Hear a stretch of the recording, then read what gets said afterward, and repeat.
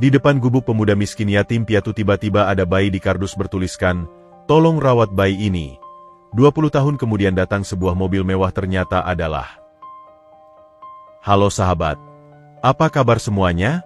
Sebelum masuk ke ceritanya, jangan lupa nyalakan subtitle dan subscribe terlebih dahulu ya.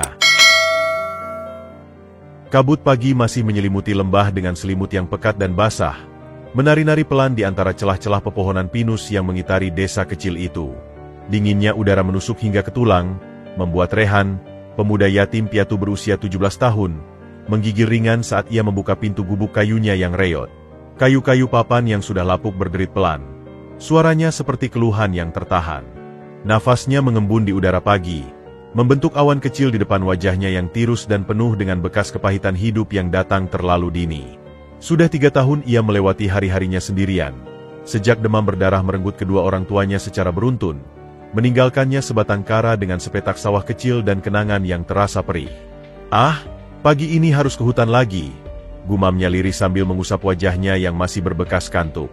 Kayu bakar tinggal sedikit, dan beras di kantung plastik itu juga hampir habis. Matanya yang jernih, meski seringkali dipenuhi bayang-bayang kesedihan, memandang langit kelabu yang belum sepenuhnya terjaga. Rutinitasnya monoton, mencari kayu bakar di hutan, menjualnya ke pasar, lalu mengurusi sawahnya yang tak seberapa. Hidupnya bagai air yang mengalir pelan, tanpa gejolak, tanpa harapan besar. Namun, pagi itu, alam sepertinya menyimpan sebuah kejutan. Saat ia melangkah keluar, hendak mengambil kapak yang bersandar di dinding gubuk, pandangannya tertumbuk pada sesuatu yang asing. Sebuah kardus bekas mie instan, basah oleh embun pagi, diletakkan dengan rapi, terlalu rapi, di atas sebuah batu pipih yang biasa ia duduki untuk menikmati senja. Kardus itu tak sendiri. Dari dalamnya, terdengar suara lemah, sebuah rengekan yang nyaris tak terdengar, seperti suara anak kucing yang kedinginan. Hati Rehan berdebar kencang, campur aduk antara rasa ingin tahu dan semacam firasat aneh. Dengan langkah hati-hati, ia mendekat.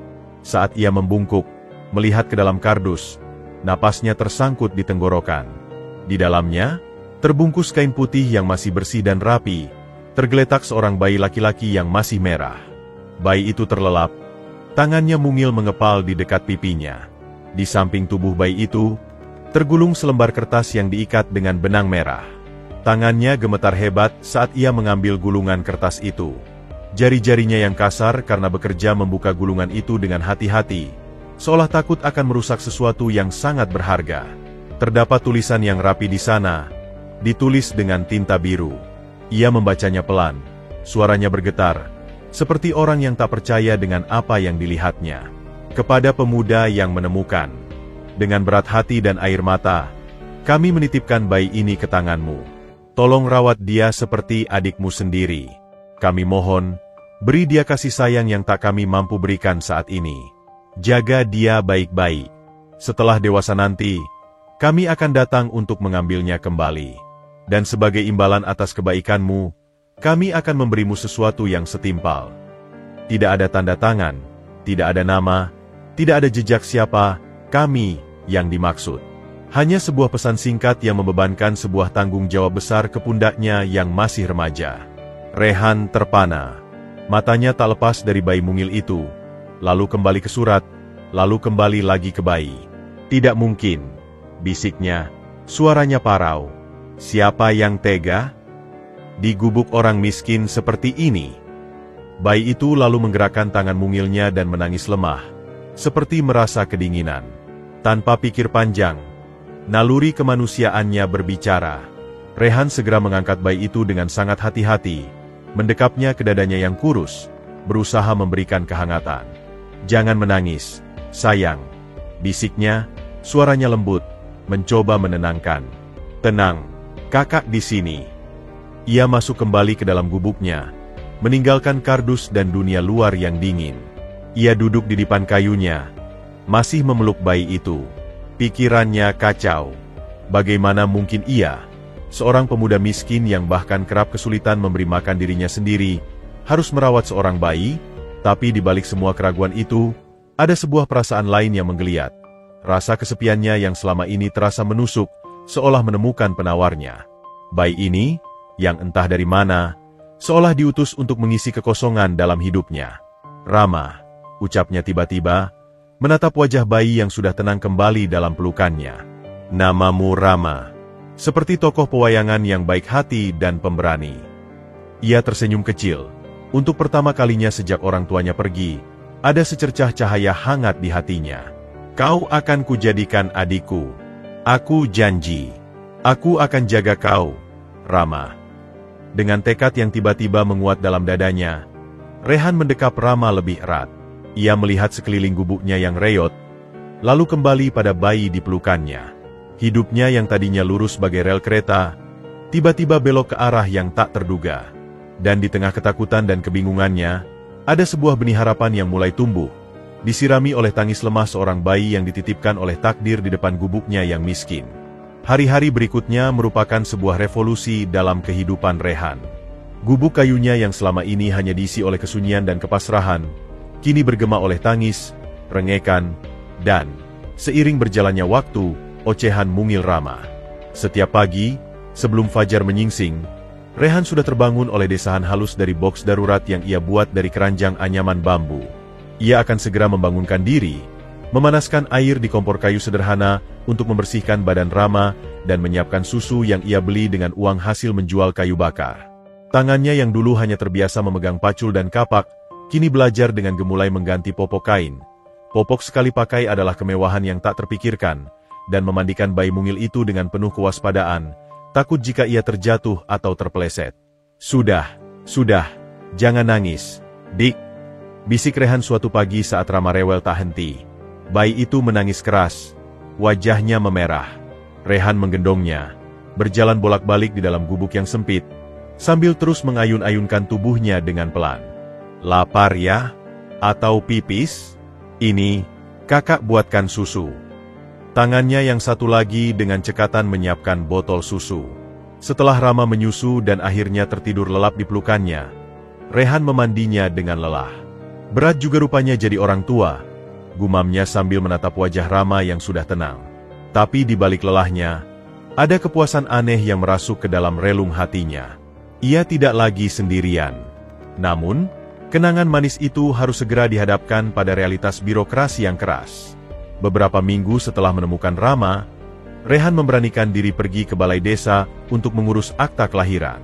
Ia mengenakan baju terbaiknya, sebuah kemeja lusuh yang sudah pudar warnanya, dan membawa serta semua keberanian yang ia miliki.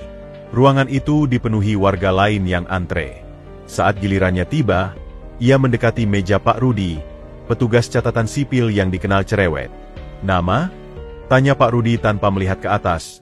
Tangannya sibuk mencoret-coret buku register. "Rehan, Pak." "Anak siapa?" "Saya yatim piatu, Pak." Pak Rudi akhirnya menatapnya. Alisnya berkerut. "Lalu yang mau kau urus ini apa?" Rehan menarik napas dalam. "Saya mau mengurus akta kelahiran, Pak. Untuk adik saya." "Adik? Kau kan bilang yatim piatu. Ini anak siapa?" Suara Pak Rudi mulai keras, menarik perhatian warga lain yang antre.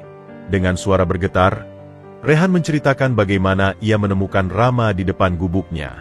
Ia mengeluarkan surat yang sudah agak kusut dari saku celananya dan membacakannya. Saat ia selesai, tawa kecil terdengar dari beberapa warga di belakangnya. Pak Rudi mendengus. Wajahnya berubah sinis. "Ah, jangan mengada-ada, Han. Cerita macam apa itu? Ditemukan dalam kardus? Itu kan cuma di sinetron," hardiknya. Beberapa warga lain ikut menyeringai. "Jujur saja, ini anak haram siapa? Kau sembunyi-sembunyikan. Lalu sekarang bikin alasan? Atau mungkin ini anakmu sendiri?" Muka Rehan memerah, campur marah dan malu. Tangannya mengepal. "Tidak, Pak. Saya bersumpah. Demi arwah almarhum orang tua saya, ini benar. Saya menemukan dia di depan gubuk. Lihat ini suratnya." Ia membentangkan surat itu di atas meja. Pak Rudi menyambar surat itu, membacanya dengan cepat, lalu melemparkannya kembali. "Surat tanpa nama? Bisa saja kau yang buat. Mana buktinya?" Mana saksi yang lihat kau menemukan bayi itu? Saya, tidak ada saksi, Pak. Saat itu pagi-pagi sekali, belum ada orang yang lewat. Ya, sudah pasti. Cerita buatan. Pak Rudi menggeleng-geleng. Pulang saja, Han. Urus ini dengan jujur. Aku tidak mau mengurus dokumen palsu. Air mata mulai menggenang di mata Rehan. Rasanya dunia seperti runtuh. Ia ingin membela diri, tapi kata-katanya seakan tertahan di tenggorokan. Di tengah kebingungan dan keputusasaan-nya, seorang lelaki tua berambut putih yang duduk di sudut ruangan berdiri dan mendekat. Ia adalah Pak Surya, mantan guru SD yang dihormati di desa itu. Sudah, Pak Rudi, cukup. Suara Pak Surya tenang namun berwibawa. Semua orang terdiam. Ia memungut surat yang tergeletak di meja, membacanya dengan saksama. Lalu ia menatap Rehan. Matanya yang bijak seolah bisa menembus jiwa. Rehan, nak, ucap Pak Surya lembut. Apa kau bersumpah, demi orang tuamu yang sudah berpulang, bahwa yang kau katakan ini adalah kebenaran? Rehan mengangguk, tak sanggup berkata-kata. Air matanya akhirnya menetes. Saya bersumpah, Pak Guru. Saya menemukan Rama di kardus. Saya tidak berbohong. Saya hanya ingin dia punya nama, punya identitas, agar tidak seperti saya. Ucapnya terisak. Pak Surya memandanginya lama, lalu menoleh pada Pak Rudi. Aku kenal anak ini sejak kecil, Rudi. Dia bukan pembohong. Orang tuanya juga orang baik. Jika dia berkata seperti itu, aku percaya. Ia meletakkan tangan di bahu Rehan yang masih gemetar. Kadang, hidup memang membawa keajaiban, atau ujian, dalam bentuk yang tak terduga. Mari kita urus surat-suratnya. Aku yang akan menjadi saksinya. Kita bisa buatkan surat pernyataan dan laporkan ke kepolisian sektor untuk mendapatkan surat keterangan temuan bayi. Pak Rudi masih tampak enggan, tapi ia menghormati Pak Surya. Baik, Pak Guru, tapi ini tidak biasa. Prosesnya akan panjang dan berbelit. Tidak apa, sahut Pak Surya sambil memandu Rehan yang masih terisak ke sebuah kursi. Yang penting adalah seorang anak tidak boleh hidup tanpa identitas. Rehan, kau siap menjalani proses yang panjang ini? Kau harus bolak-balik ke kantor desa, mungkin ke kantor camat, bahkan ke polsek. Rehan mengusap air matanya, lalu memandang Rama yang sedang tertidur pulas dalam gendongannya. Wajahnya yang polos dan tak berdosa seakan memberinya kekuatan. Ia menarik napas dalam dan mengangguk dengan mantap. Saya siap, Pak Guru. Untuk Rama, saya rela melakukan apa saja. Bulan-bulan berikutnya menjadi ujian sesungguhnya bagi keteguhan hati Rehan. Mengurus akta kelahiran adalah pertempuran birokrasi, tetapi merawat seorang bayi adalah perang harian melawan kelelahan, kekurangan, dan rasa takut yang tak kunjung usai. Malam-malam di gubuk kayu itu seringkali diisi oleh tangis Rama yang tak kunjung reda. Sebuah suara melengking yang menusuk kegelapan dan seakan mengikis habis kesabaran Rehan yang sudah menipis. Di luar, angin malam berdesir melalui celah-celah papan, seakan menyuarakan keraguan yang terus menghantuinya. Apakah kau mampu, Rehan? Apakah kau bisa menjadi layaknya seorang ayah dan ibu bagi jiwa mungil ini? Suatu malam, yang lebih buruk dari biasanya, Rama demam. Tubuh mungilnya terasa panas membara, napasnya tersengal-sengal. Rehan terbangun dari tidurnya yang singkat karena rengekan yang tak biasa. Dengan panik, ia meraba dahi Rama yang berkeringat. Rama? Dik? Kenapa kamu? Suara Rehan gemetar, diliputi kepanikan yang membuatnya limbung. Ia segera membasuh tubuh Rama dengan air hangat, seperti yang pernah ia lihat ibunya lakukan dulu saat ia kecil. Tapi tangis Rama tak juga mereda, malah semakin menjadi. Mata Rehan berkaca-kaca, tangannya gemetar hebat sambil terus membelai tubuh kecil yang panas itu. Jangan seperti ibu dan ayah, Rama. Tolong jangan, bisiknya terisak. Kenangan pahit kehilangan orang tuanya karena sakit tiba-tiba terasa sangat nyata dan mengancam. Aku janji akan menjagamu. Tapi jangan pergi. Jangan tinggalkan kakak sendirian. Keputusasaan mulai menyelimutinya. Uangnya hampir habis untuk membeli susu dan popok. Obat, itu adalah kemewahan yang tak terpikirkan. Di tengah kepanikannya yang memuncak, ia teringat pada Bu Siti, bidan desa yang tinggal di ujung kampung. Tanpa pikir panjang, ia segera membungkus Rama dengan selimut tipis, lalu bergegas keluar gubuk, berlari menerobos kegelapan yang pekat. Dengan napas tersengal, ia mengetuk pintu rumah Bu Siti berulang kali. Suaranya nyaris tercekik oleh tangis dan ketakutan. "Bu Siti, tolong, Bu. Rama, adik saya, demam." Beberapa saat kemudian, pintu terbuka. Bu Siti, dengan rambutnya yang sudah beruban dan wajah yang penuh kerutan, tampak dengan jubah terusan yang sederhana. Matanya yang lelah langsung melebar melihat keadaan Rehan dan bayi yang digendongnya. "Cepat, bawa masuk," serunya, membukakan pintu lebar-lebar. Di dalam rumah sederhana yang terasa sangat hangat, Bu Siti segera memeriksa Rama. Dengan tangan yang terampil dan penuh kelembutan, ia mengukur suhu, memeriksa tenggorokan, dan menenangkan bayi yang masih rewel itu. "Demam tinggi, tapi tidak apa-apa, Nak. Banyak bayi yang mengalami ini," ujar Bu Siti, menatap Rehan yang masih gemetar dan wajahnya pucat. "Ini hanya gejala demam biasa. Aku punya obat penurun panas." Sambil menyuapi Rama obat cair dengan sabar, Bu Siti melirik Rehan. "Kau bilang ini adikmu? Aku dengar cerita dari Pak Surya. Kau menemukannya." Rehan mengangguk lemas. Matanya tak lepas dari Rama. "Iya, Bu. Di depan gubuk saya. Dengan surat." Bu Siti menghela napas. Suaranya lembut penuh simpati. "Berat tanggung jawab yang kau pikul, Nak. Masih sangat muda, tapi harus jadi orang tua bagi bayi sekecil ini." Ia berdiri dan mengambil segelas air hangat untuk Rehan. "Minumlah. Kau juga perlu tenaga." Setelah Rama akhirnya tertidur, tenang dan napasnya sudah tidak lagi tersengal, Bu Siti duduk di samping Rehan. "Dengar, Nak, merawat bayi itu tidak mudah. Kau tidak bisa hanya mengandalkan keberanian. Kau butuh ilmu." Malam itu, Bu Siti dengan sabar mulai mengajarkan Rehan dasar-dasar merawat bayi. Cara memandikan yang benar, suhu air yang tepat, tanda-tanda bayi lapar atau hanya butuh kenyamanan, cara membuat susu formula yang higienis dengan peralatan seadanya. "Lihat, saat dia menangis, tangannya mengepal seperti ini, artinya dia lapar," jelas Bu Siti sambil memperagakan. "Tapi kalau dia menarik-narik telinganya dan matanya berkaca-kaca, mungkin dia lelah dan butuh tidur." Rehan menyimak dengan saksama, seperti seorang murid yang haus ilmu. Setiap kata, setiap gerakan, dicatatnya dalam benak.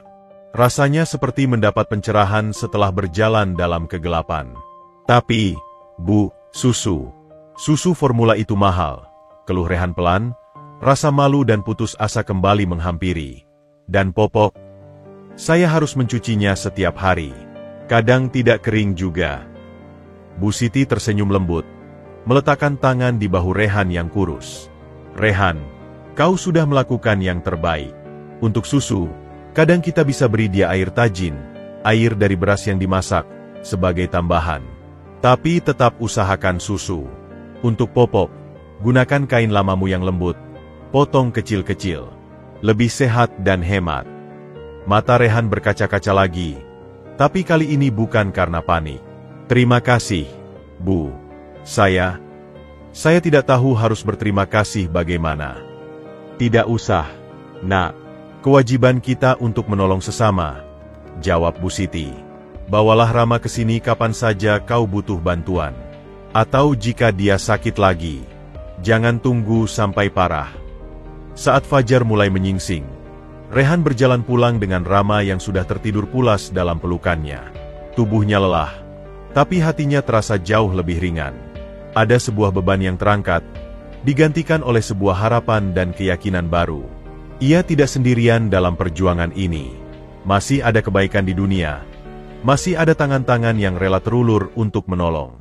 Sesampainya di gubuk, ia meletakkan Rama dengan hati-hati di keranjang bambu, membenarkan selimutnya. Matahari pagi mulai menyembul dari balik bukit, menyinari wajah Rama yang sudah tidak lagi memerah. Rehan tersenyum, sebuah senyum yang tulus dan penuh kelegaan.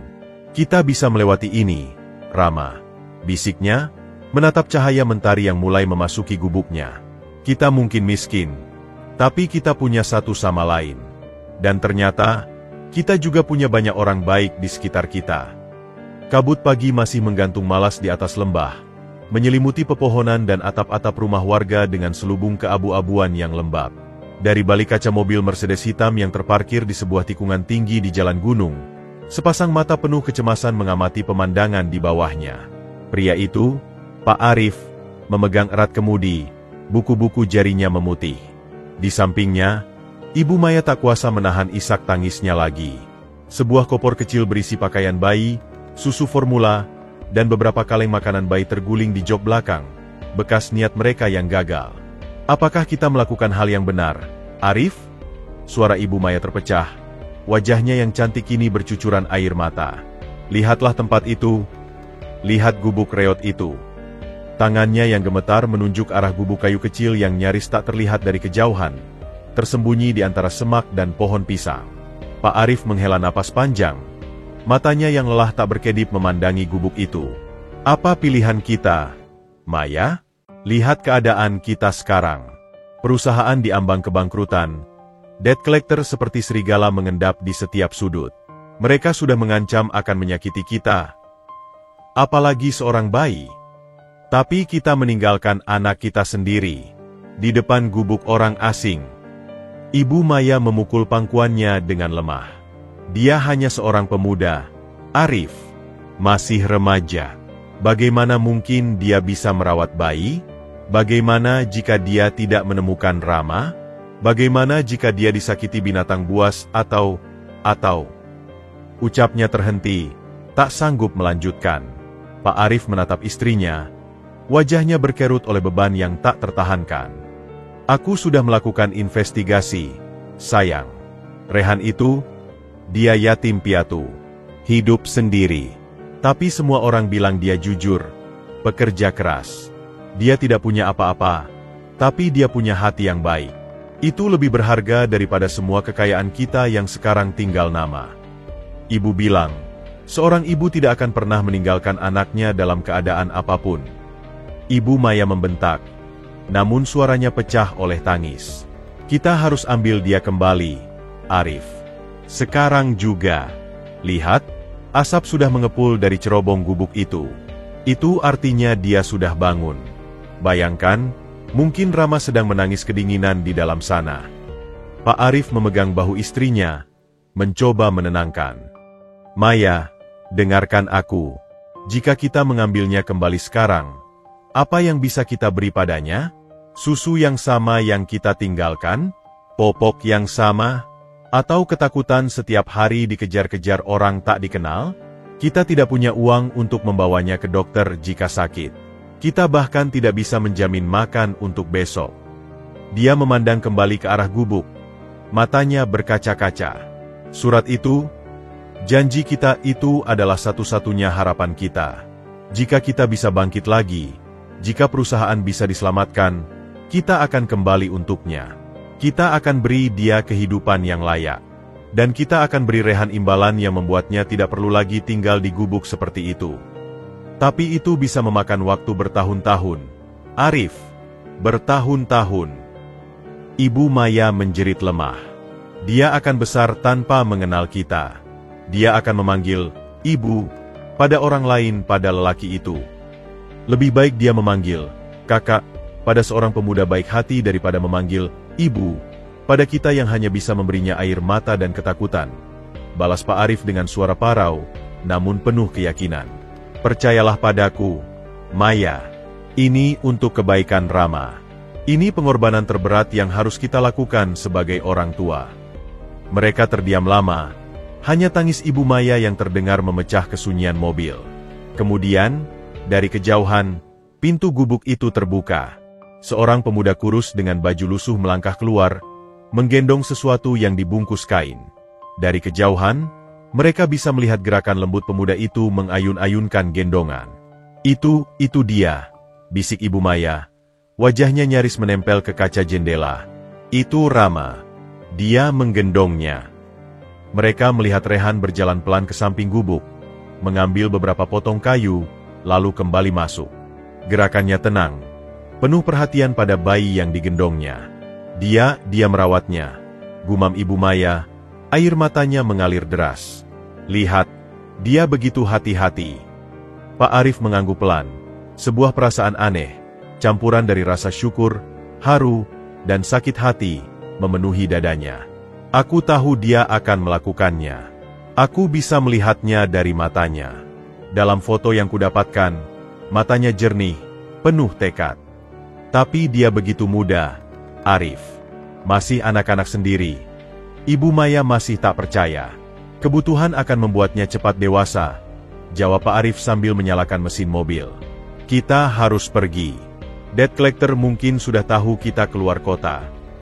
Ibu tidak mau pergi. Ibu ingin turun. Ibu ingin memeluk anak ibu sekali saja. Ibu Maya meraih gagang pintu. Namun Pak Arif dengan cepat mengunci pintu mobil. Tidak, Maya. Kita tidak bisa. Jika kita turun, kita tidak akan pernah tega meninggalkannya lagi.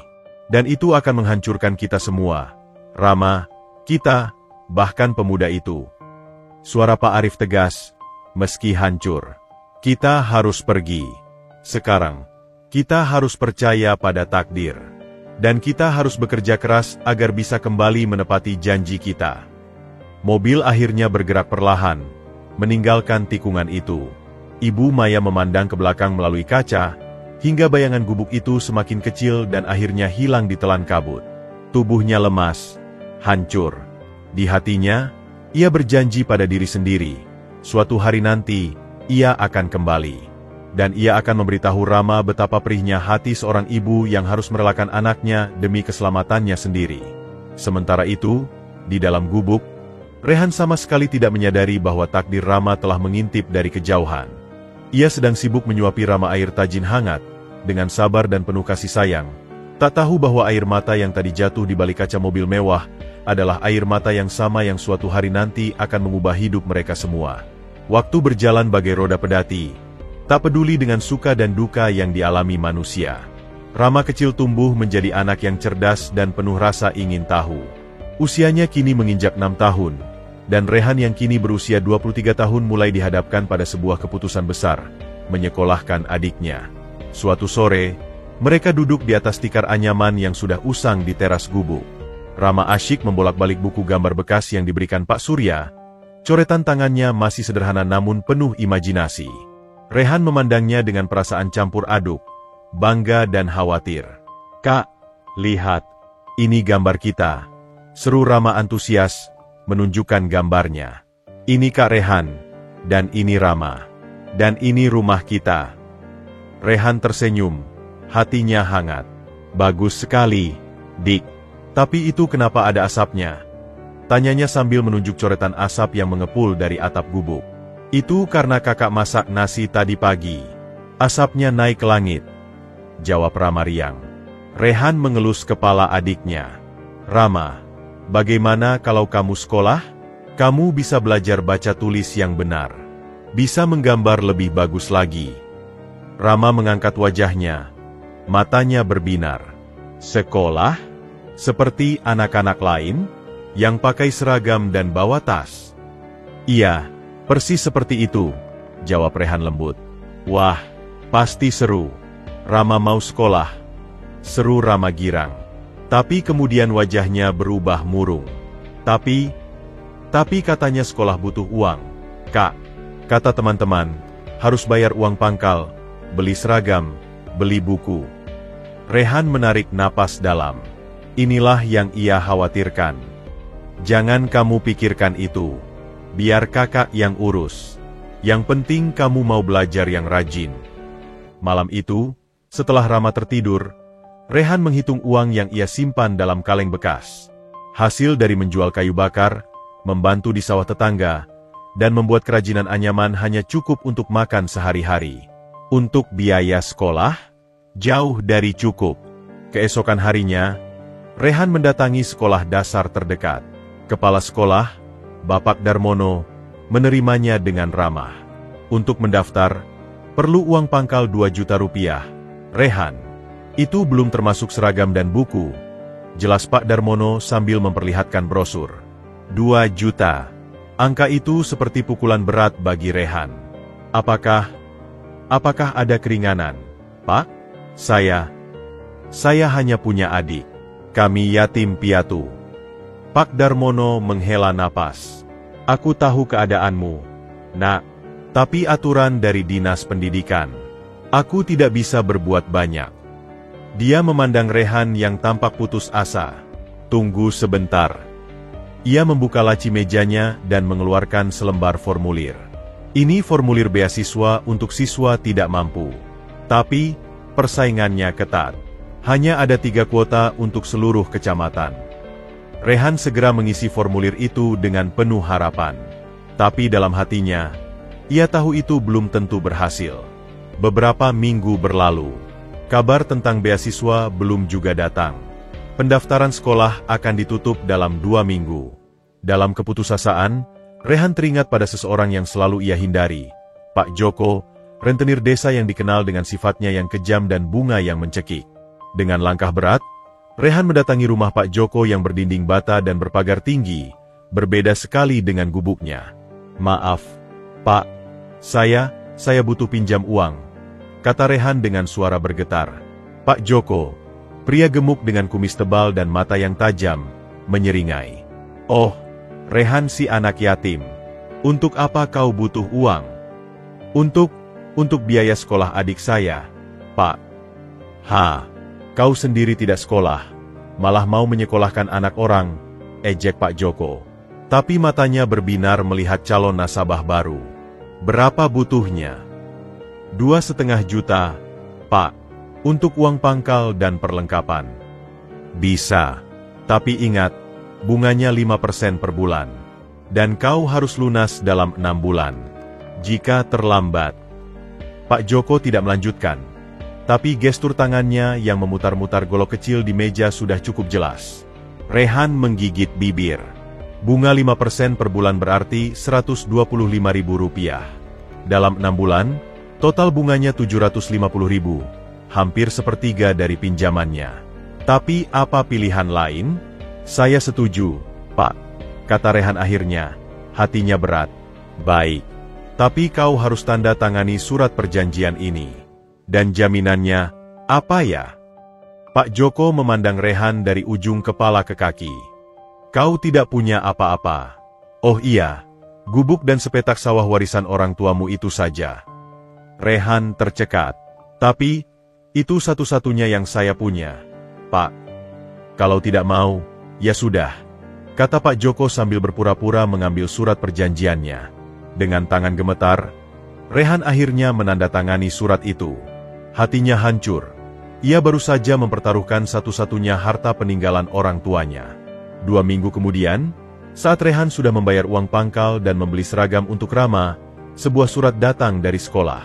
Rehan diterima mendapatkan beasiswa penuh. Rehan terduduk lemas di depan gubuknya. Surat beasiswa itu tergenggam di tangannya. Air matanya menetes. Andai saja ia tahu hasilnya lebih cepat, andai saja ia lebih sabar, ia tidak perlu berhutang pada rentenir kejam.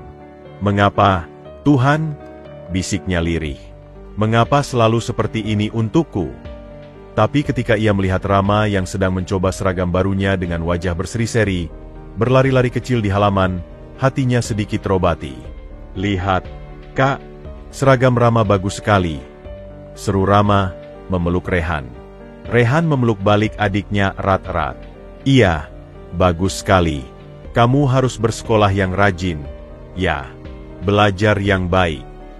Rama janji, Kak, nanti kalau Rama sudah besar, Rama yang akan beli rumah batu untuk kakak. Jadi kakak tidak perlu kerja keras lagi. Kalimat polos itu membuat Rehan menangis terseduh-seduh. Semua pengorbanan, semua risiko yang ia ambil, tiba-tiba terasa berarti. Tapi di sudut hatinya, bayangan hutang dan ancaman Pak Joko seperti awan gelap yang tak kunjung hilang. Perjuangan mereka ternyata belum selesai. Ini baru awal dari sebuah babak baru yang mungkin lebih berat dari yang ia bayangkan. Matahari mulai condong ke barat, menyinari hamparan sawah yang menguning dengan cahaya keemasan. Rehan, dengan celana pensil yang sudah pudar dan baju lusuh yang basah oleh keringat, membungkuk di antara padi-padi yang hampir siap panen. Tangannya yang berkalus dengan cekatan membersihkan gulma yang tumbuh di antara batang-batang padi. Pekerjaan ini adalah tambahan setelah ia menyelesaikan urusan mencari kayu bakar di hutan. Sebuah upaya ekstra untuk melunasi hutang pada Pak Joko yang semakin membebani pikirannya. 5 bulan lagi, gumamnya sendiri, menghela napas berat. Masih harus bayar bunga 125.000, dan pokoknya 2,5 juta. Angka-angka itu berputar-putar di kepalanya bagai roda pedati yang tak kunjung berhenti. Dari kejauhan saja sudah kelihatan kamu sedang memikul beban berat. Suara lembut tiba-tiba terdengar dari balik punggungnya. Rehan menoleh, dan matanya bertemu dengan sepasang mata hitam yang jernih. Sari, putri Pak Joko, berdiri di pematang sawah dengan sebuah keranjang kecil di tangannya. Gadis itu mengenakan kebaya sederhana, rambutnya yang hitam terikat rapi, dan senyumnya merekah bagai mentari pagi. "Sari, apa yang kau lakukan di sini?" tanya Rehan, sedikit terkejut. "Ayahku mengirimkan ini untukmu," jawab Sari, mengangkat keranjang berisi beberapa buah mangga dan sebungkus nasi. Katanya, "Biar tenagamu tidak habis hanya untuk bekerja membayar hutang." Rehan menerima keranjang itu dengan ragu. "Terima kasih, tapi tidak perlu repot-repot. Maukah kau beristirahat sebentar?" tawar Sari, duduk di pematang sawah tanpa menunggu jawaban. "Aku lelah berjalan dari rumah."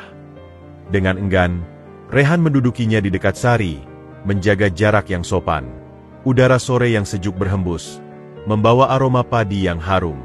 "Kau terlihat sangat letih akhir-akhir ini, Rehan," ucap Sari, matanya penuh perhatian. "Setiap kali aku melihatmu, kau selalu bekerja. Pagi ke hutan, siang ke sawah, sore membuat anyaman. Kapan kau istirahat?" Rehan tersenyum getir. "Orang miskin seperti aku tidak punya hak untuk lelah, Sari. Ada banyak mulut yang harus diberi makan." Ia tidak menyebutkan bahwa satu dari banyak mulut itu adalah hutang pada ayah Sari sendiri. "Rama, adikmu itu, bagaimana kabarnya? Sudah mulai sekolah, kan?" Wajah Rehan berbinar untuk pertama kalinya. "Iya, dia anak yang cerdas. Gurunya bilang, dia cepat menangkap pelajaran. Setiap pulang sekolah, dia selalu cerita apa yang dia pelajari." "Kau sangat menyayanginya, ya?" tanya Sari lembut. "Dia adalah satu-satunya keluarga yang kupunya," jawab Rehan pendek. Tapi nada bicaranya mengatakan segalanya. Mereka duduk dalam keheningan sejenak, menikmati senja yang semakin merona. Burung-burung gereja beterbangan di atas sawah, berkejar-kejaran di udara. "Rehan," ucap Sari tiba-tiba, suaranya nyaris berbisik. Aku tahu ayahku bukan orang yang mudah. Caranya berbisnis keras. Tapi percayalah, di balik itu semua, dia tidak seburuk yang kau kira." Rehan menatap Sari, mencari-cari tanda kebohongan di wajahnya yang jujur. "Aku berhutang padanya, Sari, dan aku akan melunasinya. Tapi, caranya meminjamkan uang dengan bunga yang begitu tinggi, dan mengancam akan mengambil satu-satunya harta warisan orang tuaku." Ia menggeleng, tak sanggup melanjutkan. "Ayah, dia punya masa lalu yang pahit," jelas Sari, matanya sayu. "Dulu kami sangat miskin. Ibu meninggal karena tidak bisa berobat. Sejak itu, ayah bersumpah akan menjadi kaya dengan cara apapun. Dia takut kembali pada kemiskinan itu." Cerita itu membuat Rehan terdiam. Ia memahami ketakutan akan kemiskinan. Itu adalah hantu yang juga selalu menghantuinya. "Tapi kau berbeda, Sari," ucap Rehan akhirnya. "Kau tidak seperti ayahmu." Sari tersenyum, senyum yang sedih. "Kadang aku merasa terjebak. Di satu sisi, dia ayahku. Di sisi lain, aku tahu apa yang dilakukannya pada orang-orang seperti kau tidak benar."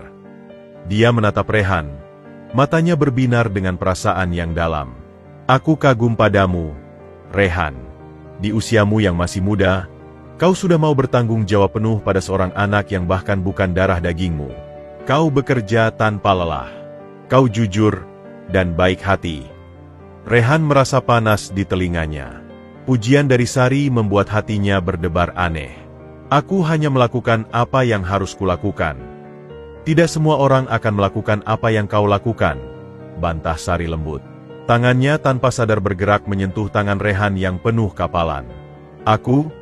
Aku senang setiap kali bisa menemuimu seperti ini. Sentuhan itu bagai listrik. Rehan menarik tangannya dengan cepat. Hatinya campur aduk. Kita tidak seharusnya. Sari, kau putri seorang rentenir. Dan aku hanya pemuda miskin yang berhutang pada ayahmu. Apakah status begitu penting? Tanya Sari, suaranya bergetar. Yang aku lihat adalah kebaikan hatimu, keteguhan jiwamu. Itu lebih berharga daripada semua kekayaan ayahku. Rehan berdiri, hatinya kacau. Ia tertarik pada Sari, gadis yang cantik, baik, dan mengaguminya. Tapi realitas kehidupan terlalu keras untuk diabaikan. Sari, dengarkan, ucap Rehan, mencoba bersikap tegas. Ayahmu tidak akan pernah menyetujui hubungan kita. Dan aku tidak bisa memberimu kehidupan yang layak. Lihatlah diriku, tinggal di gubuk reot, bekerja dari fajar hingga senja hanya untuk bertahan hidup. Aku bahkan tidak bisa menjamin masa depan Rama, apalagi masa depan kita berdua. Tapi aku tidak membutuhkan kemewahan, Rehan. Bantah Sari, kini berdiri menghadapnya. Aku hanya butuh seseorang yang mencintaiku dengan tulus. Seperti caramu mencintai Rama. Itu mudah diucapkan sekarang, jawab Rehan dengan getir. Tapi percayalah, suatu hari nanti kau akan menyesal. Kau akan bosan dengan kehidupan miskin. Kau akan membenciku karena telah membawamu ke dalam kehidupan seperti ini. Sari menggeleng, air matanya mulai menggenang. Kau meremehkanku, Rehan. Aku tahu apa yang ku mau. Dan aku tahu apa yang terbaik untuk kita berdua, balas Rehan dengan suara parau. Kita harus menghentikan ini sebelum terlambat. Dia memungkat cangkulnya, bersiap untuk pergi. Terima kasih untuk makanannya. Tolong sampaikan pada ayahmu, bulan depan aku akan bayar bunganya tepat waktu. Rehan, tunggu, seru Sari. Tapi Rehan sudah berjalan meninggalkannya. Langkahnya cepat dan tegas, meski hatinya berdarah-darah. Di balik punggungnya, ia mendengar Sari menangis. Setiap langkahnya terasa berat, tapi ia tahu ini adalah keputusan yang benar. Cinta tidak akan cukup untuk mengisi perut, apalagi untuk melunasi hutang yang mencekik. Dan yang paling penting, ia tidak ingin Sari suatu hari nanti menyesal telah memilih seorang pemuda miskin seperti dirinya. Sementara Sari, di tengah sawah yang semakin gelap, memandangi sosok Rehan yang menjauh dengan hati remuk redam. Untuk pertama kalinya, ia membenci statusnya sebagai putri seorang rentenir. Sebuah identitas yang telah merenggut kemungkinan kebahagiaannya dengan pria yang ia cintai.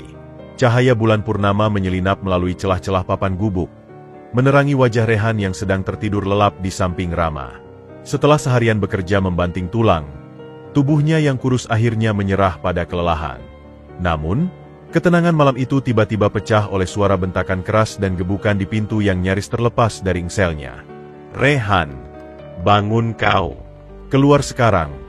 Suara kasar Pak Joko menggema di keheningan malam. Rehan terbangun mendadak. Jantungnya berdebar kencang. Di sampingnya, Rama juga terbangun dan langsung menangis ketakutan. Jangan takut, Dik. Kakak di sini, bisik Rehan sambil memeluk adiknya. Dengan tangan gemetar, ia membuka pintu. Di luar, berdiri Pak Joko dengan wajah merah padam, diiringi dua orang lelaki berbadan tegap yang tak dikenalnya. Bau alkohol menyengat dari napas mereka. Pak Joko, ada apa ini? Sudah larut malam. Ucap Rehan dengan suara bergetar. Jangan banyak bicara, bentak Pak Joko. Matanya yang tajam menyapu ruangan kecil itu penuh penghinaan. Aku dapat kabar bahwa kau mendekati putriku? Berani sekali kau, anak miskin pengemis, berani-beraninya mendekati Sari. Rehan merasa darahnya membeku. Tidak, Pak. Saya tidak. Kami hanya kebetulan bertemu di sawah. Jangan berbohong. Pak Joko melangkah masuk ke gubuk itu, membuat Rehan dan Rama mundur ketakutan. Orang sudah melihat kalian berdua-berduaan di sawah. Kau pikir aku tidak tahu? Kau pikir dengan memikat hati Sari, hutangmu akan lunas? Itu tidak benar, Pak. Saya tidak pernah bermaksud seperti itu.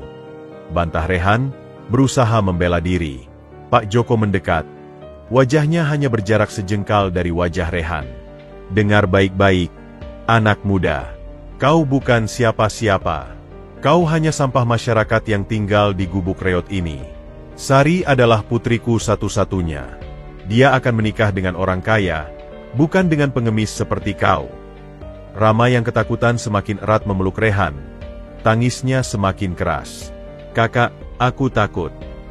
Sudah, Dik, diam saja. Bisik Rehan sambil membelakanginya dari Pak Joko. Melihat adik kecil itu, bukannya iba, malah membuat Pak Joko semakin marah. Dan ini lagi, anak ini. Kau pikir dengan bermain pahlawan merawat anak orang, kau akan dianggap baik? Bodoh. Kau hanya membebani dirimu sendiri. Jangan bicara seperti itu tentang adik saya. Hardik Rehan, untuk pertama kalinya berani membalas. Pak Joko tertawa sinis. Oh, sekarang berani membantah? Baiklah, kalau begitu kita bicara bisnis. Dia mengeluarkan selembar kertas dari saku celananya, surat perjanjian hutang yang dulu ditandatangani Rehan.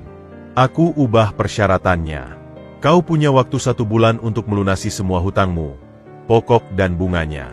Atau gubuk dan sawah warisan orang tuamu ini akan menjadi milikku.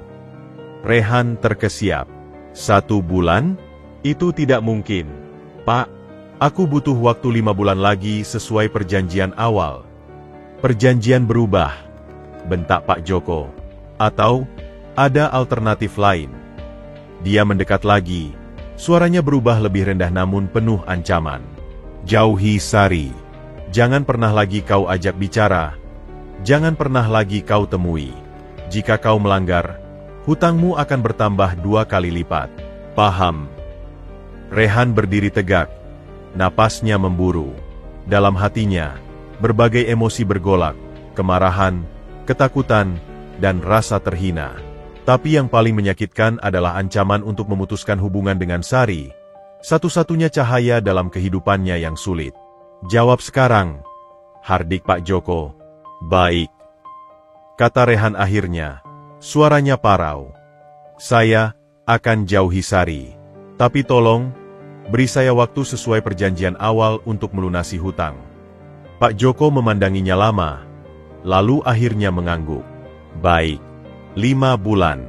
Tapi ingat, jika kau langgar janjimu tentang Sari, semua ini, tangannya menunjuk sekitar gubuk itu, akan menjadi milikku. Dan kau serta anak ini akan tidur di jalanan. Dia berbalik dan meninggalkan gubuk itu, diikuti kedua orangnya. Suara langkah mereka semakin menjauh, meninggalkan Rehan dan Rama dalam keheningan yang mencekam. Begitu pintu tertutup, kaki Rehan gemetar hebat hingga ia nyaris terjatuh. Ia bersandar di dinding, menarik napas dalam-dalam. Rama masih menangis pelan.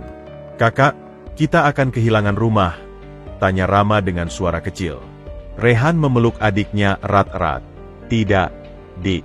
Kakak janji tidak akan sampai terjadi. Kakak akan bekerja lebih keras. Kita tidak akan kehilangan rumah. Tapi dalam hatinya, ia tahu janji itu sulit ditepati. 5 bulan untuk mengumpulkan hampir 3 juta rupiah. Sebuah jumlah yang bagai mimpi baginya. Keesokan paginya, saat Rehan pergi ke pasar untuk menjual kayu bakar, seseorang menunggunya di balik pohon beringin dekat jalan setapak. Sari. Wajahnya pucat dan bengkak. Sepertinya habis menangis semalaman. Rehan, panggilnya lembut. Rehan berhenti. Hatinya sakit melihat kondisi Sari. Tapi ia ingat ancaman Pak Joko. Aku tidak bisa bicara denganmu, Sari.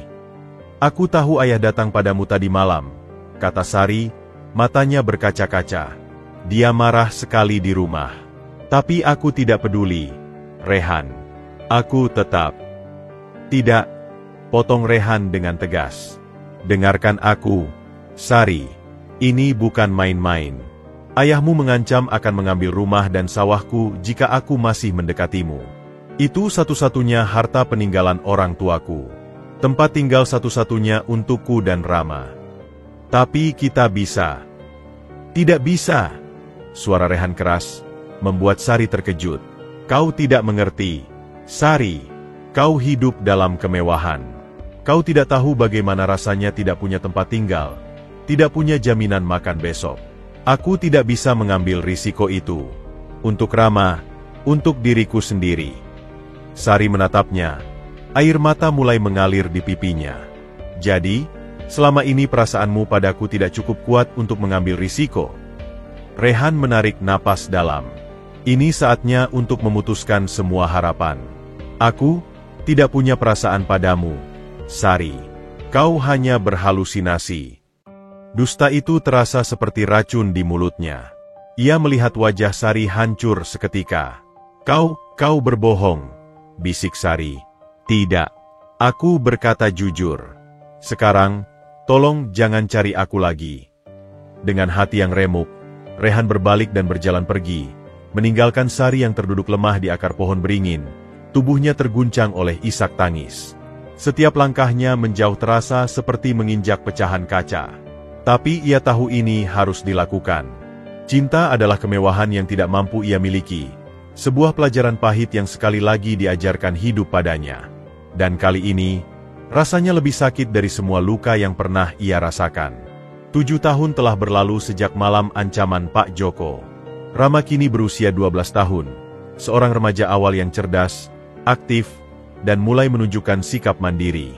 Suatu sore yang cerah, usai pulang sekolah, Rama bersama beberapa teman sekelasnya berjalan menyusuri jalan setapak menuju rumah mereka. Udara terasa hangat, dan canda tawa mereka memecah kesunyian desa. Rama, besok kita main bola ya di lapangan, ajak Andi, sahabatnya. Boleh, tapi jangan seperti kemarin. Semuanya pada ngambek kalau kalah, jawab Rama sambil tertawa. Tiba-tiba, seorang anak yang lebih tua bernama Bagas, yang dikenal sebagai tukang usil di kampung itu, menghadang mereka. Dasar anak kardus, mau main bola lagi? Emang ada yang mau main sama sampah seperti kamu? Ejeknya. Rama terhenti, wajahnya berubah pucat. Apa maksudmu, anak kardus? Bagas tertawa terkekeh. Jangan pura-pura tidak tahu. Seluruh kampung tahu kalau kau cuma anak buangan yang ditemukan di kardus mie instan depan gubuk reot itu. Ibumu tidak mau kamu, jadi dibuang saja. Dunia seakan berhenti bagi Rama. Darahnya mendidih, tapi lebih dari itu, hatinya merasa tertikam. Itu tidak benar.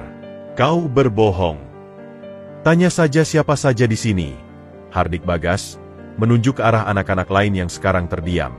Orang tuamu buang kamu karena kamu anak sial. Cuma Rehan yang mau menerimamu. Rama memandang sekelilingnya.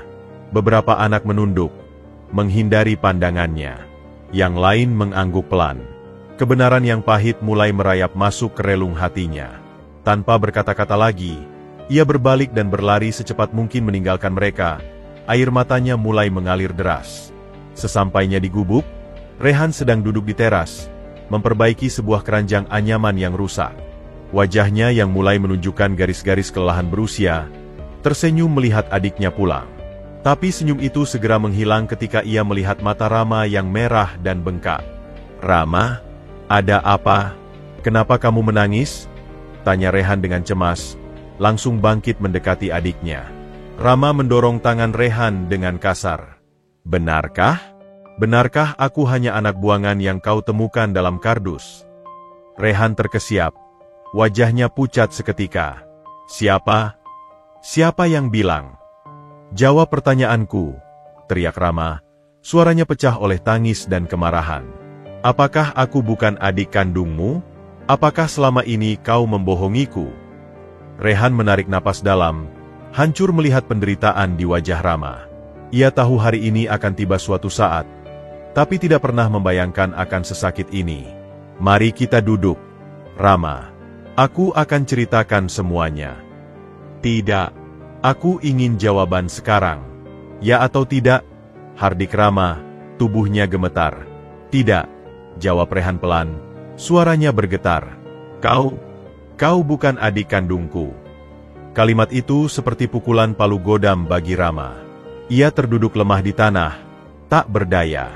Jadi selama ini, semua orang tahu, semua orang membicarakanku di belakang, dan kau tidak pernah memberitahuku.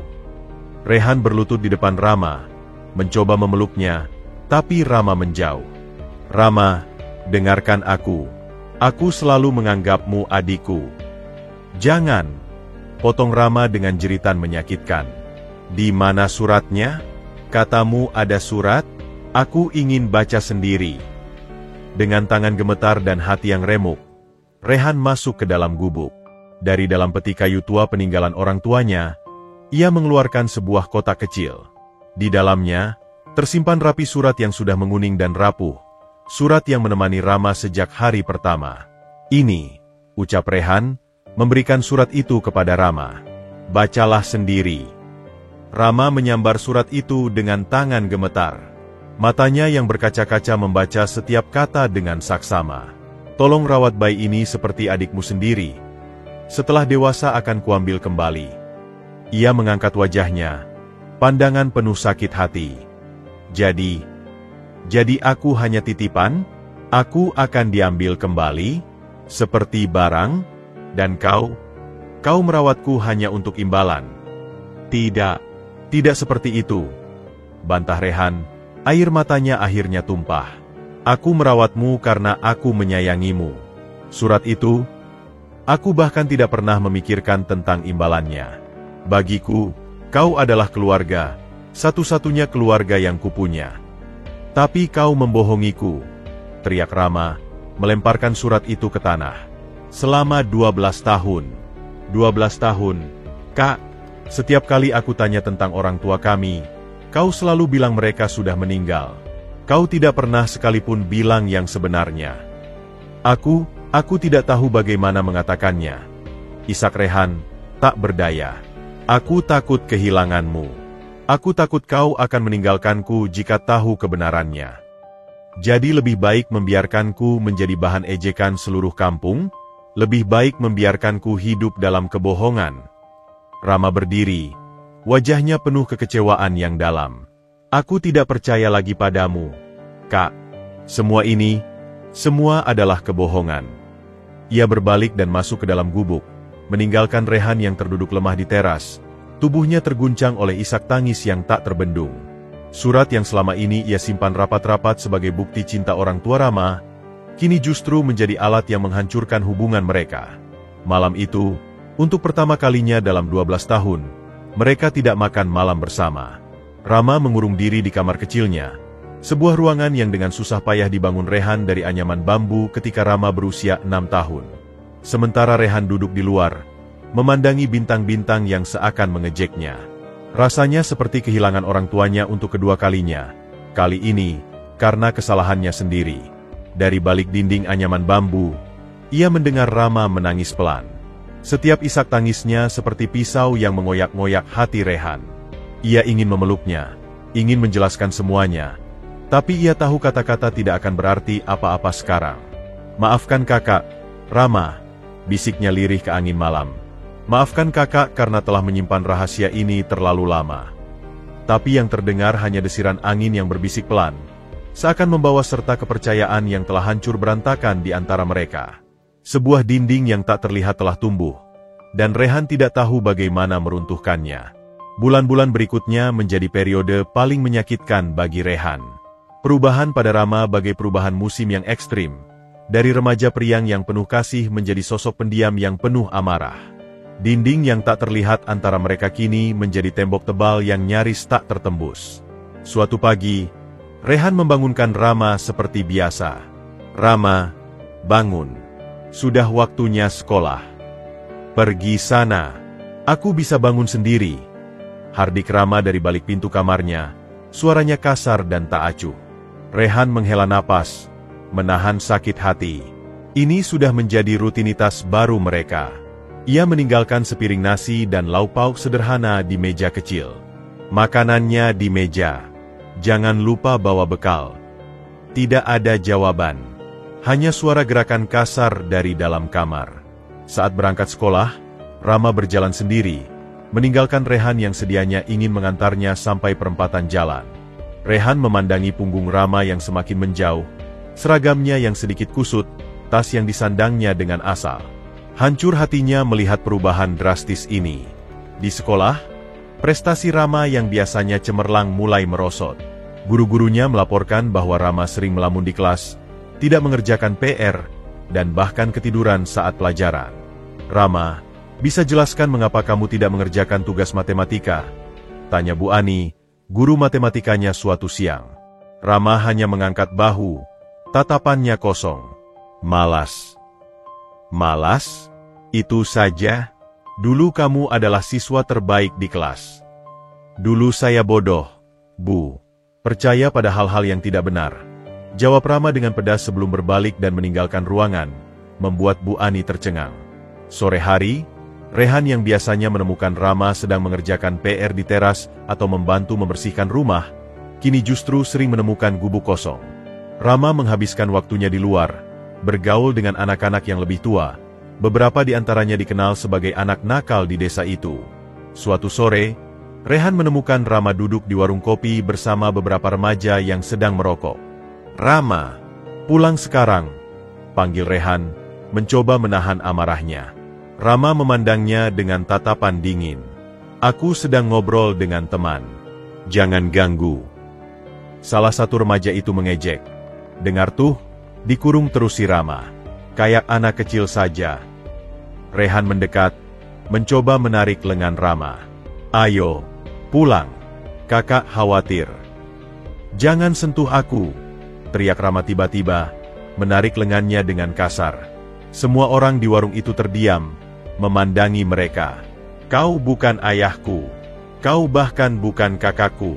Kau tidak berhak mengatur aku." Rehan terpana. Rasa malu dan sakit hati membakar dadanya. "Rama, tolong. Pergi. Aku benci melihat wajahmu.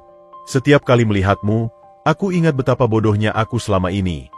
Hardik Rama sebelum berbalik dan berlari menjauh, meninggalkan Rehan yang berdiri lemas di tengah cemoohan diam para pengunjung warung.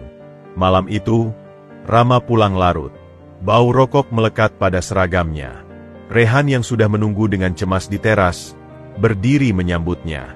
"Rama, kita perlu bicara," ucap Rehan dengan suara lemah. "Tidak ada yang perlu dibicarakan," sangkal Rama, mencoba melewatinya. Rehan menghalangi jalan. "Tolong, Dik. Kakak minta maaf.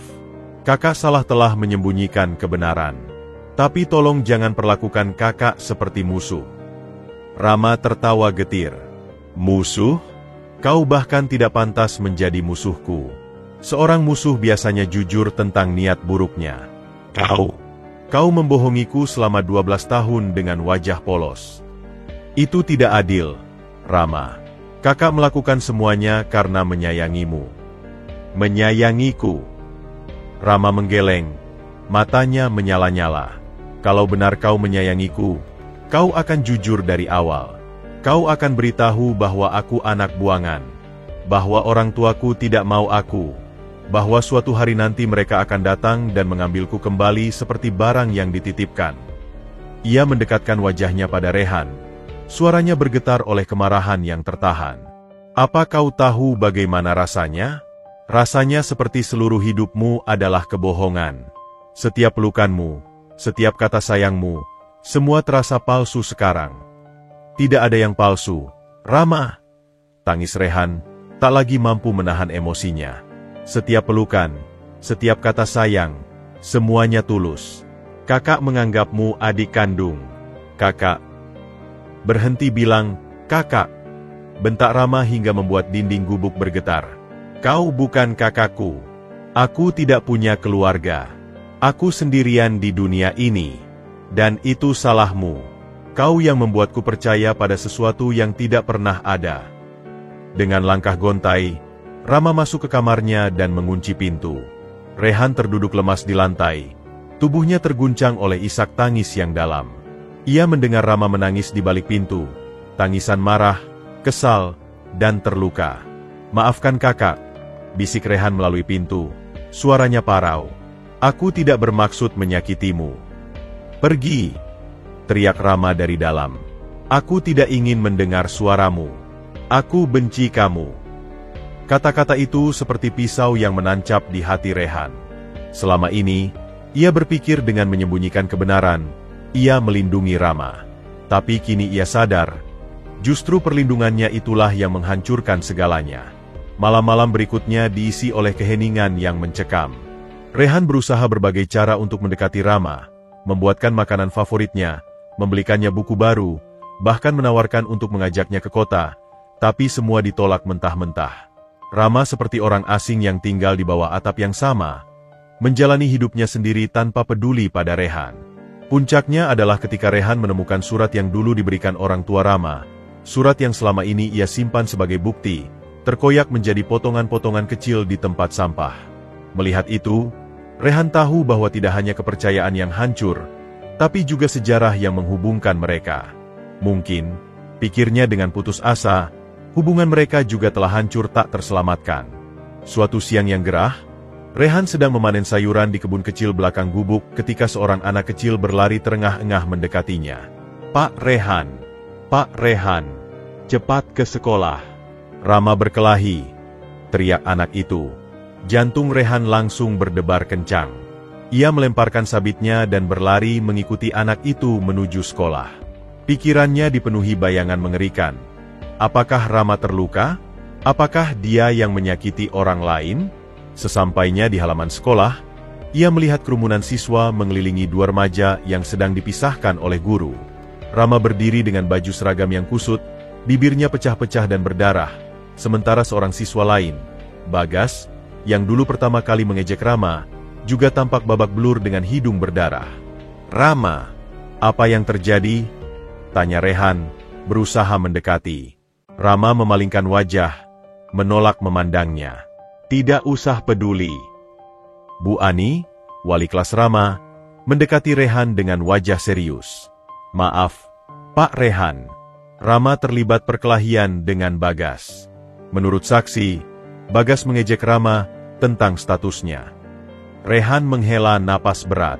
Ia melihat tatapan penuh kebencian di mata Bagas, dan yang lebih menyakitkan, tatapan penuh rasa malu dan kemarahan di mata Rama. Kepala sekolah memutuskan untuk memanggil orang tua kedua siswa. Pak Joko, yang ternyata adalah paman dari Bagas, datang dengan wajah masam. Pertemuan di ruang kepala sekolah terasa tegang. "Lihatlah anak ini," hardik Pak Joko menunjuk Rama. "Dia hampir mematahkan hidung keponakanku. Dia anak buangan yang tidak tahu diri." Rehan yang biasanya pendiam, tiba-tiba berdiri tegak. "Jangan panggil dia seperti itu. Dia adalah adik saya." "Adik? Kau pikir semua orang tidak tahu?" ejek Pak Joko. "Dia ditemukan di kardus seperti sampah. Dan lihatlah hasil didikanmu, menjadi preman kecil." Sebelum Rehan membalas, Rama tiba-tiba berteriak, "Diam! Kalian berdua sama saja. Kalian semua membenci saya." Kepala sekolah menengahi. "Cukup, Rama, kami memahami perasaanmu, tapi kekerasan bukan solusi. Kami harus memberimu skors selama 3 hari. "Tidak perlu," sergah Rama.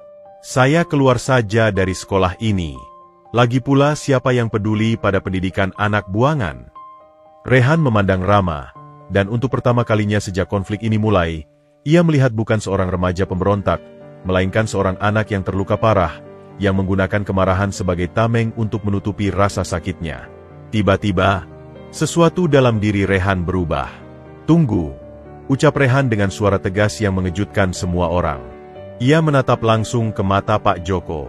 "Anda boleh menghina saya sebanyak yang Anda mau. Tapi jangan pernah lagi menghina adik saya." Lalu ia berpaling kepada kepala sekolah. Rama tidak akan dikeluarkan, dan dia tidak akan diskors. "Berdasarkan apa?" tanya kepala sekolah dengan heran. "Berdasarkan ini," jawab Rehan, suaranya kini lembut namun penuh keyakinan. Ia memandang Rama, matanya berkaca-kaca. "Memang benar, Rama bukan adik kandung saya. Memang benar, saya menemukannya dalam kardus depan gubuk saya. Memang benar, saya menyembunyikan kebenaran ini darinya."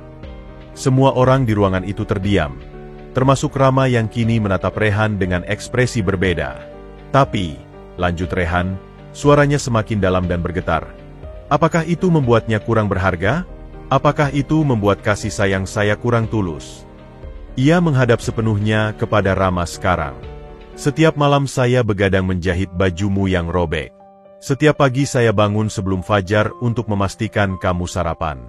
Setiap keringat yang saya teteskan adalah untuk memastikan kamu bisa sekolah, punya pakaian layak, dan yang terpenting, merasa dicintai. Air mata mulai mengalir di pipi Rehan, tapi ia tidak peduli. Iya, saya berbohong. Tapi bukan karena ingin menipumu. Tapi karena saya takut kehilangan satu-satunya keluarga yang saya punya. Setiap kali kamu memanggil, "Kak," hati saya berbunga-bunga. Setiap kali kamu tersenyum, semua lelah saya terbayar lunas. Kamu mungkin bukan darah daging saya, Rama, tapi kamu adalah alasan saya bangun setiap pagi. Kamu adalah alasan saya bertahan. Rama berdiri terpaku. Air matanya yang selama ini ditahan akhirnya tumpah. Tatapan marahnya perlahan luluh menjadi sebuah kesedihan yang dalam. "Kakak," bisiknya lirih. Untuk pertama kalinya dalam berbulan-bulan memanggil Rehan seperti itu. Rehan mendekat dan meletakkan tangan di bahu Rama. "Kakak minta maaf telah menyembunyikan kebenaran. Tapi tolong jangan pernah ragukan kasih sayang kakak. Dan jangan pernah meragukan nilai dirimu. Kamu bukan anak buangan. Kamu adalah anugerah terbesar dalam hidup kakak." Ruangan itu sunyi. Bahkan Pak Joko tak berkata-kata. Kepala sekolah akhirnya berbicara. "Berdasarkan situasi ini, kami akan mempertimbangkan untuk tidak memberikan sanksi. Tapi Rama harus mau berdamai dengan Bagas." Rama mengangguk pelan. Matanya masih tertuju pada Rehan. Saya minta maaf sudah berkelahi." Pulang dari sekolah, mereka berjalan berdampingan. Untuk pertama kalinya dalam berbulan-bulan, tidak ada tembok di antara mereka. Sesekali, bahu mereka bersentuhan, dan kali ini Rama tidak menjauh. Saya tidak tahu, Kak," ucap Rama akhirnya, memecah keheningan. "Saya tidak tahu kalau selama ini." "Kamu tidak perlu tahu," jawab Rehan lembut. "Karena seharusnya kasih sayang tidak perlu diukur atau dibuktikan. Itu hanya perlu dirasakan." Mereka tiba di depan gubuk. Rama berhenti sejenak, memandangi rumah sederhana mereka. "Kakak, apakah suatu hari nanti mereka akan datang? Seperti yang tertulis di surat?" Rehan menghela napas. "Mungkin. Tapi tidak peduli apa yang terjadi, ingatlah satu hal, kamu selalu punya rumah di sini. Kamu selalu punya kakak." Rama mengangguk, lalu tiba-tiba memeluk Rehan erat-erat. "Maafkan saya, Kak. Maafkan saya telah menyakiti kakak." Rehan membalas pelukan itu, merasakan kehangatan yang telah lama hilang. "Tidak ada yang perlu dimaafkan, Dik. Kadang, kita harus melalui badai untuk lebih menghargai cerah." Malam itu, untuk pertama kalinya dalam berbulan-bulan, mereka makan malam bersama. Percakapan masih sedikit canggih, tapi setidaknya sudah mulai ada komunikasi. Saat Rehan menceritakan perjuangannya merawat Rama kecil, bagaimana ia harus belajar memandikan bayi, membuat susu, bahkan menjual sebagian sawah warisan untuk membeli obat saat Rama sakit, mata Rama kembali berkaca-kaca. "Selama ini, saya hanya melihat dari sisi saya," akui Rama. "Saya tidak pernah memikirkan bagaimana perasaan kakak." "Yang penting sekarang kita bersama," jawab Rehan sambil tersenyum. "Dan ingat, tidak peduli dari mana kita datang, yang penting adalah kemana kita akan pergi, bersama." Dan untuk pertama kalinya dalam lama, Rama membalas senyuman itu. Mungkin hubungan mereka tidak akan pernah sama lagi. Terlalu banyak kata pedas yang telah diucapkan, terlalu banyak luka yang telah terbentuk. Tapi setidaknya, mereka telah menemukan jalan menuju pemulihan. Dan kadang, hubungan yang diperbaiki justru lebih kuat dari yang tidak pernah retak sama sekali.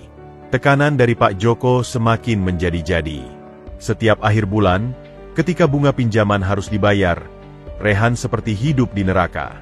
Pria rentenir itu tak segan datang ke gubuk mereka, terkadang di depan Rama, mempermalukan Rehan dengan kata-kata kasar. "Masih kurang 100.000. Rehan, kau pikir ini main-main?" hardik Pak Joko suatu sore, sambil menghempaskan kwitansi ke meja kayu yang reot. Rehan menunduk, berusaha menahan malu. "Maaf, Pak, panen kali ini tidak bagus. Minggu depan saya pasti bayar lunas." "Sudah saya dengar janjimu. Minggu lalu juga bilang begitu. Pak Joko mendekat, napasnya berbau tembakau. Ingat, tinggal 2 bulan lagi. Jika tidak bisa melunasi, gubuk dan sawah ini jadi milikku. Setelah Pak Joko pergi dengan langkah marah, Rama yang menyaksikan dari balik pintu keluar dengan wajah pucat. Kak, berapa hutang kita sebenarnya? Rehan mencoba tersenyum menenangkan. Tidak usah khawatir, kakak bisa urus. Tapi dia bilang kita akan kehilangan rumah. Suara Rama bergetar. Ini satu-satunya rumah yang kita punya. Rehan menarik napas dalam. Dengar, Rama, kakak akan melakukan apapun untuk mempertahankan rumah ini. Tapi jika suatu hari kita memang harus pergi. Tidak, Rama tidak mau pindah. Rama memeluk Rehan erat. Ini rumah kita. Di sini Rama besar. Di sini orang tua kakak tinggal. Kita tidak boleh kehilangan ini. Malam itu, setelah Rama tertidur, Rehan duduk sendiri di teras. Bintang-bintang di langit seakan berkedip sinis, menyaksikan keputusasaannya. Ia menghitung dan menghitung ulang. Tapi angka-angka itu tidak pernah cukup. Jual hasil kebun, upah membantu tetangga, penjualan kayu bakar.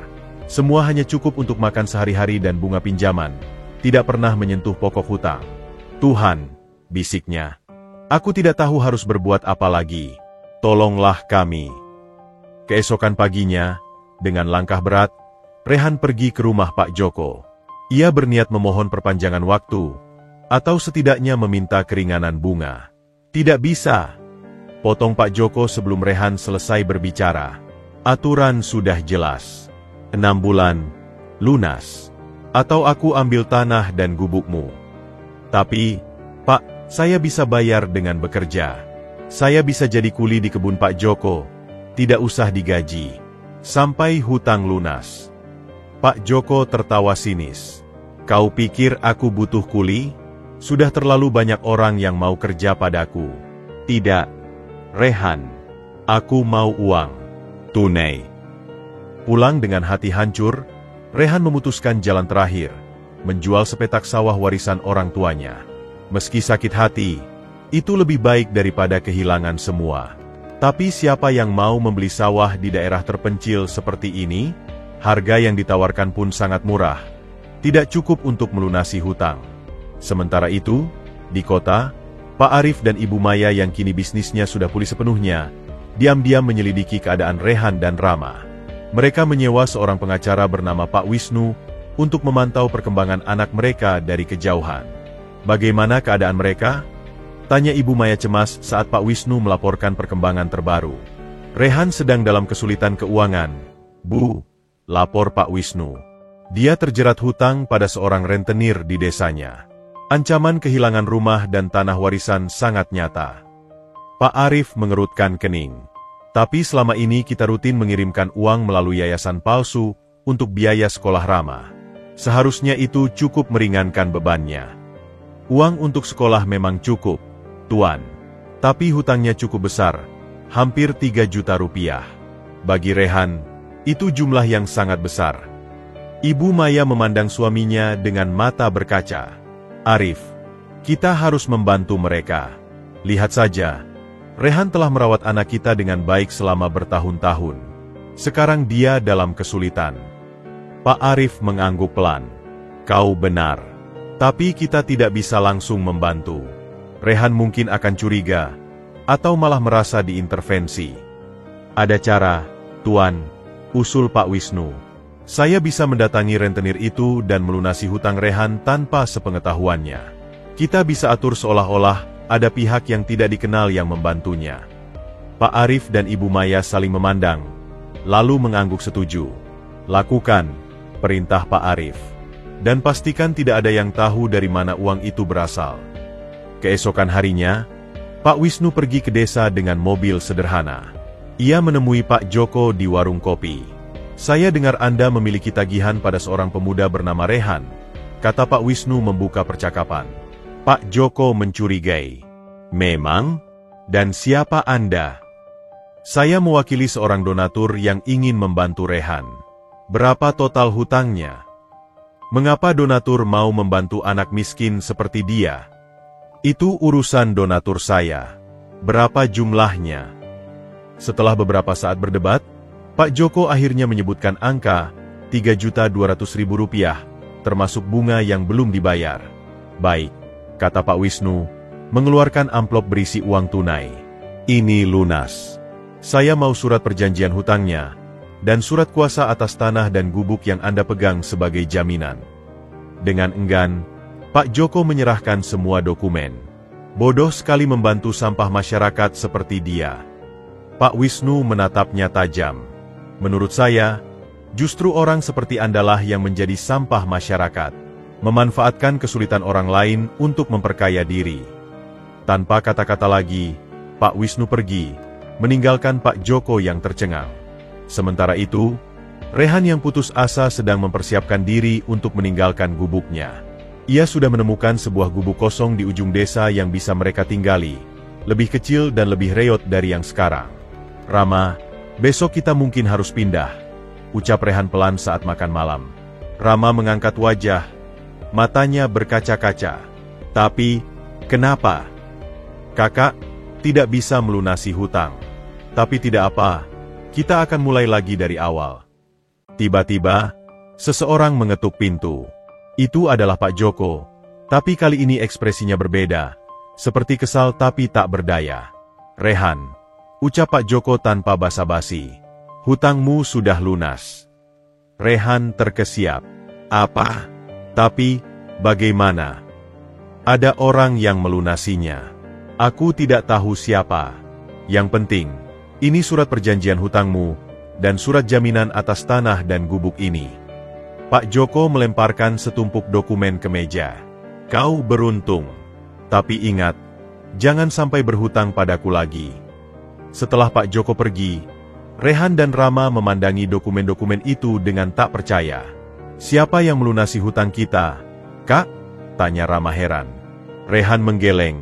Sama bingungnya. Kakak tidak tahu. Mungkin Pak Surya? Atau Bu Siti? Tapi mereka tidak punya uang sebanyak itu.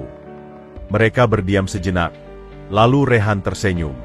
Mungkin ini pertanda bahwa Tuhan tidak pernah meninggalkan kita. Bahwa selama kita berusaha dan berbuat baik, suatu saat kebaikan akan kembali. Malam itu, untuk pertama kalinya dalam berbulan-bulan, mereka tidur dengan perasaan lega.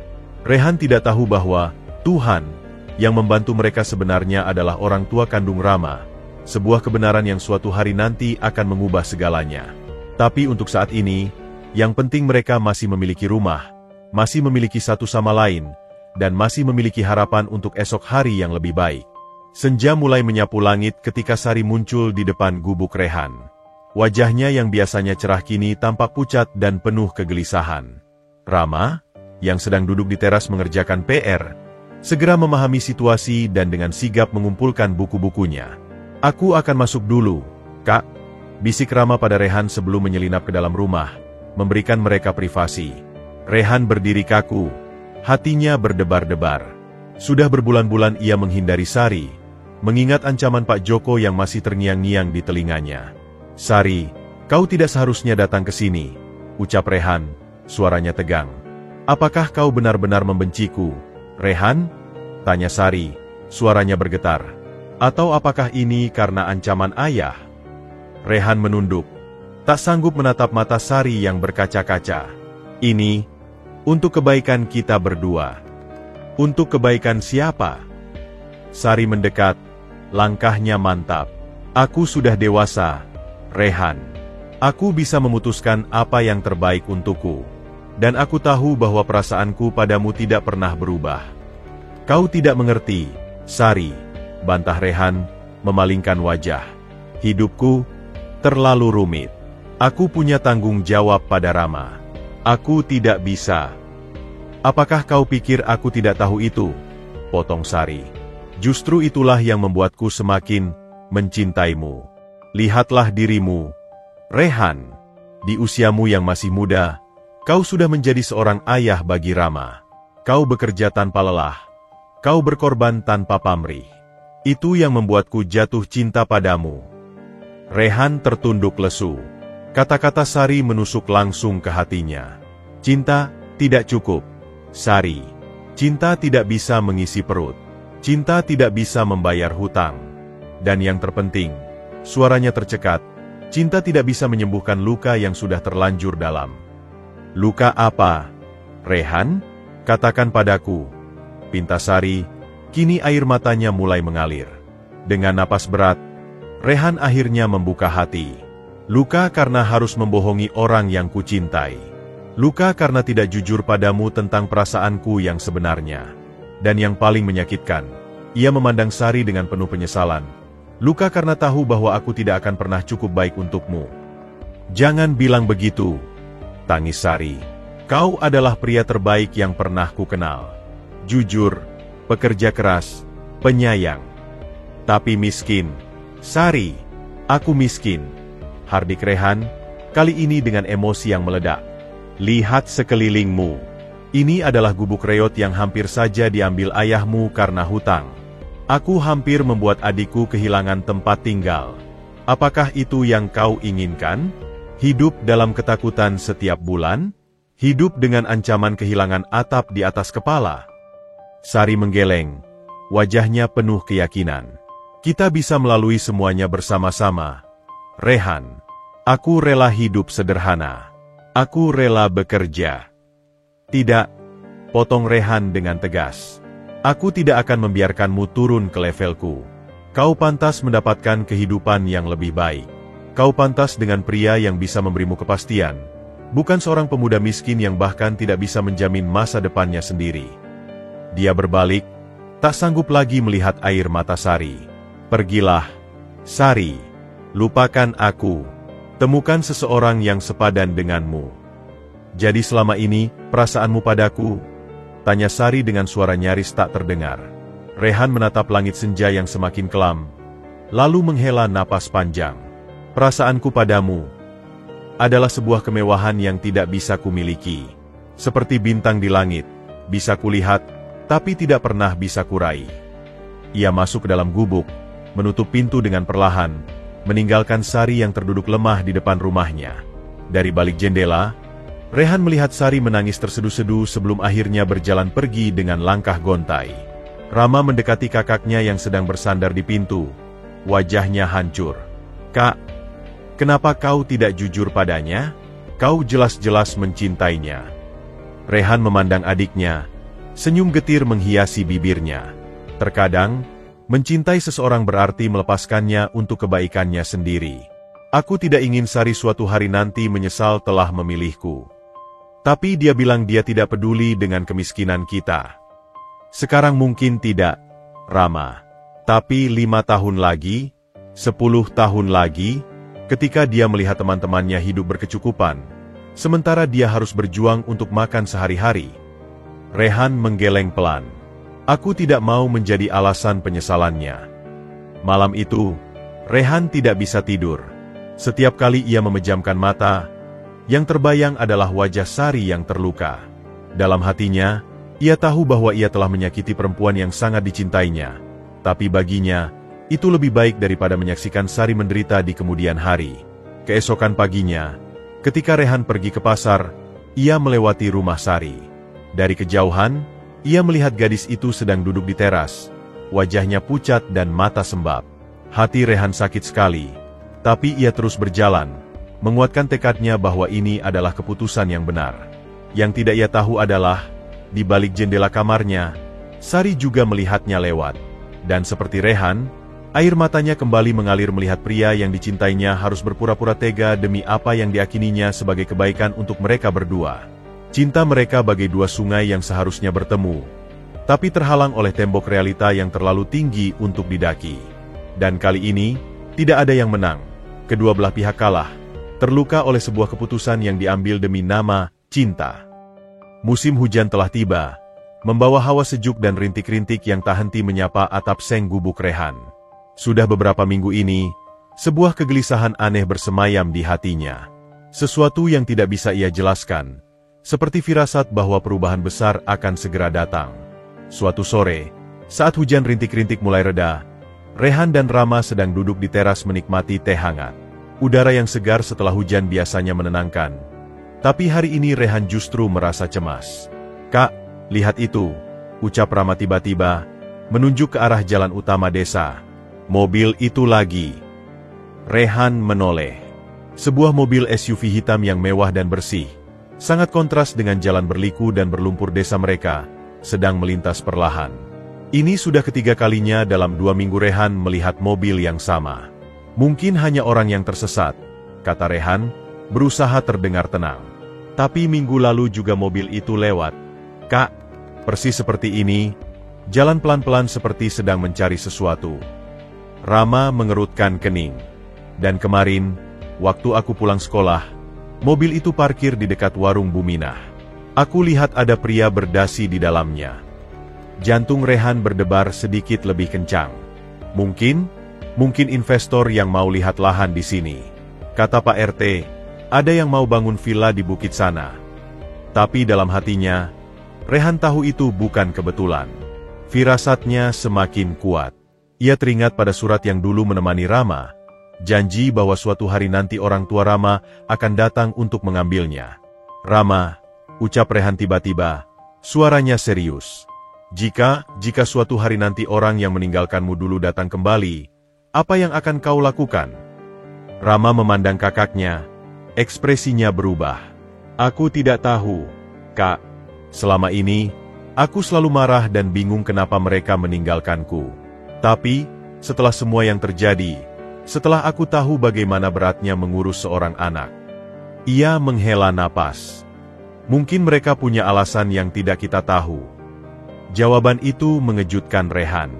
Ia mengharapkan kemarahan atau penolakan, bukan pengertian seperti itu. "Kau tidak marah lagi pada mereka?"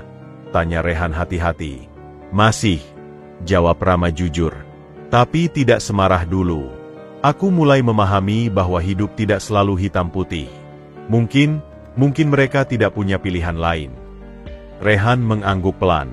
"Kakak bangga melihatmu sudah bisa berpikir seperti itu. Tapi ingat, apapun yang terjadi, keputusan akhir ada di tanganmu.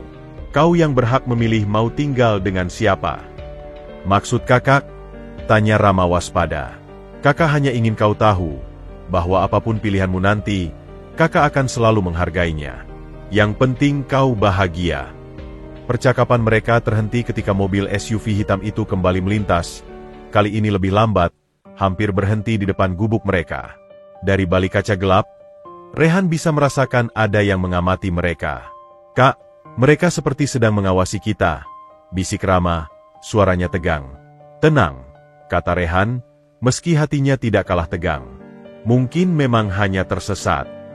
Tapi ketika mobil itu akhirnya berhenti sepenuhnya, jantung Rehan hampir berhenti berdetak. Namun, setelah beberapa saat, mobil itu kembali melaju dan menghilang di tikungan jalan. "Bukan kali ini," gumam Rehan dalam hati, campur lega dan cemas. Malam itu, Rehan tidak bisa tidur. Ia berdiri di jendela kamarnya, memandangi bulan purnama yang bersinar terang. Pikirannya dipenuhi oleh bayangan masa depan.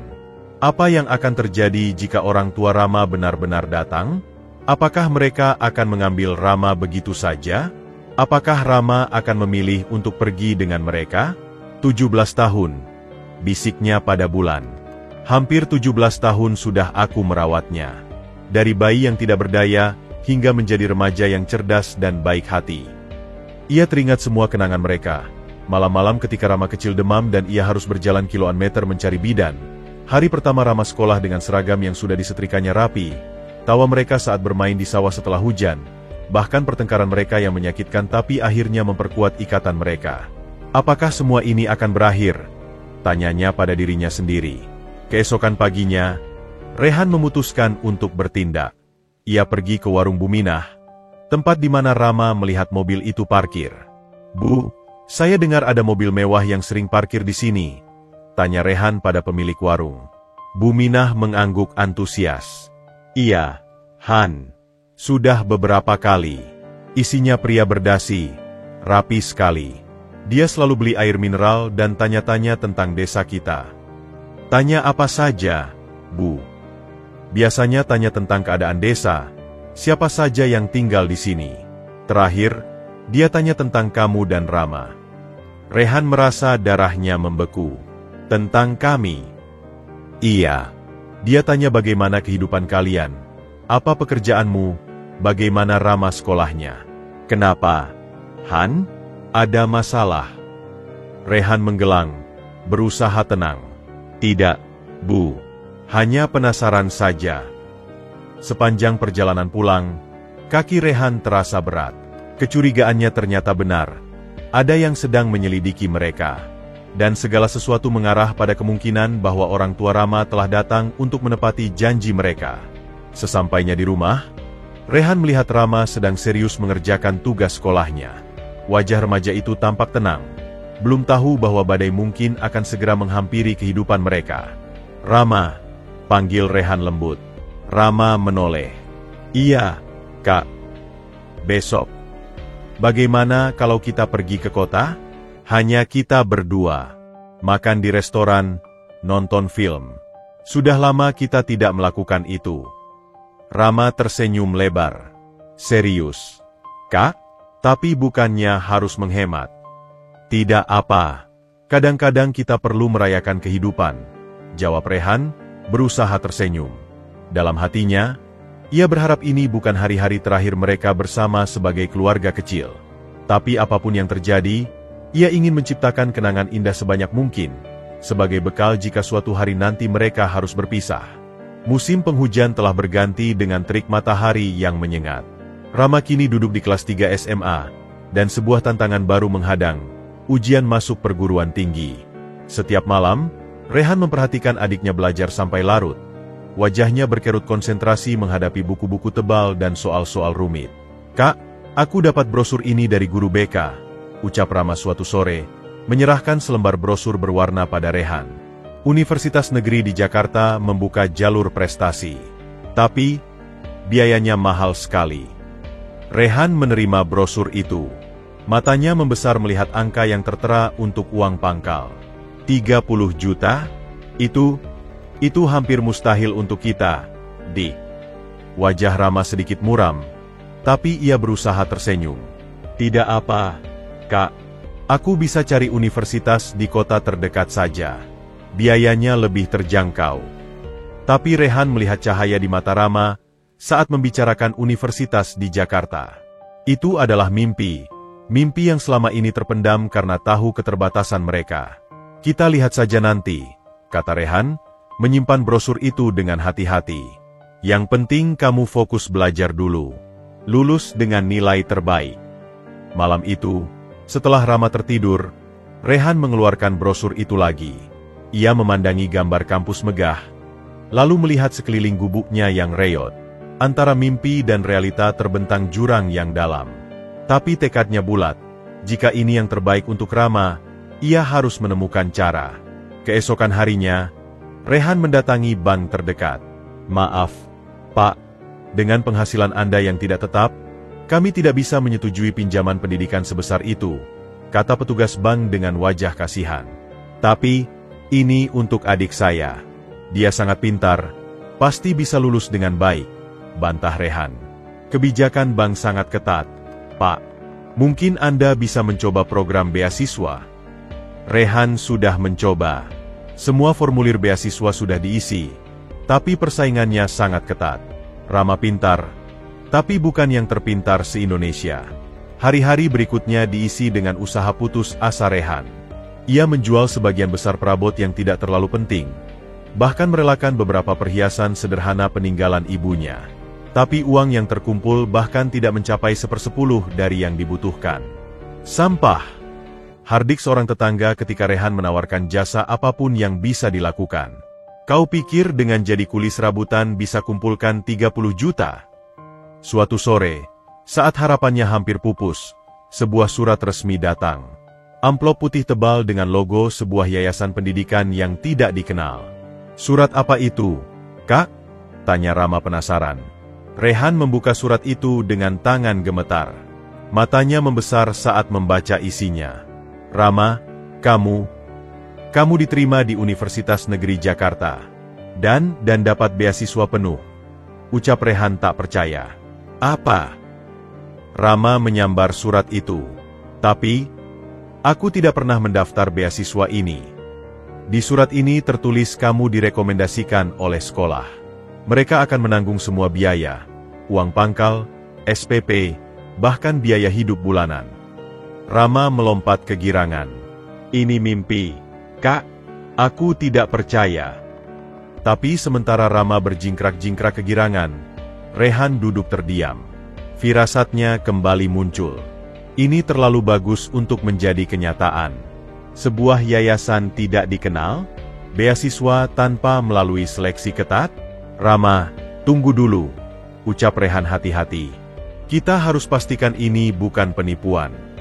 Tapi lihat, Kak, ada stempel resmi, nomor telepon, alamat jelas. Besok kita bisa konfirmasi ke sekolah. Keesokan harinya, mereka pergi ke sekolah. Kepala sekolah sendiri yang menerima mereka. Memang benar, kata Pak Darmono. Yayasan Pendidikan Masa Depan menghubungi kami seminggu yang lalu. Mereka meminta data siswa berprestasi dari keluarga tidak mampu. Kamu salah satu yang kami rekomendasikan, Rama. Tapi kenapa saya tidak melalui tes seperti beasiswa biasanya? Tanya Rama. Kata mereka, ini berdasarkan rekomendasi sekolah dan nilai rapor. Mereka percaya pada penilaian kami. Rehan masih ragu. Pak, boleh saya tahu alamat yayasan ini? Saya ingin mengucapkan terima kasih langsung. Pak Darmono menggeleng. Mereka khusus minta untuk tidak dihubungi. Katanya, ini adalah program anonim. Donatur tidak ingin diketahui. Pulang dari sekolah, kegembiraan Rama tidak terbendung. Tapi Rehan semakin curiga. Polanya sama dengan ketika hutangnya dilunasi misterius. Bantuan datang dari sumber tak dikenal, tanpa jejak. Mobil mewah itu, yayasan ini, hutang yang dilunasi. Gumam Rehan sendiri. Ini semua terkait. Maksud kakak? Tanya Rama. Tidak ada, jawab Rehan cepat. Kakak hanya bahagia untukmu. Tapi malam itu, Rehan tidak bisa tidur. Ia berdiri di jendela, memandangi jalan sepi. Sebuah pertanyaan besar menghantuinya. Apakah ini persiapan untuk perpisahan mereka? Apakah orang tua Rama sedang menyiapkan segalanya agar transisi kepulangan Rama berjalan mulus? Beberapa hari kemudian, surat kedua datang. Berisi tiket pesawat ke Jakarta, voucher asrama, dan uang tunai untuk keperluan awal. Kak, ini semakin nyata, seru Rama girang. Rehan memaksakan senyum. Iya, kau akan pergi ke Jakarta, menjadi orang besar. Kakak harus ikut mengantarku. Lihat kampusku, lihat kamarku di asrama. Kakak akan coba, Dik. Tapi dalam hatinya, Rehan tahu ini mungkin adalah awal dari akhir. Jika orang tua Rama berada di balik semua ini, pasti mereka akan segera mengungkapkan diri. Dan setelah Rama terbang ke Jakarta, apakah ia akan kembali? Rama, panggil Rehan tiba-tiba serius. Apapun yang terjadi nanti, ingat satu hal, kakak sangat menyayangimu. Selama ini, kakak tidak pernah menyesal merawatmu. Kau adalah kebanggaan terbesar dalam hidup kakak. Rama memeluk kakaknya erat. Aku juga sayang kakak. Aku janji, setelah lulus nanti, aku akan membalas semua kebaikan kakak.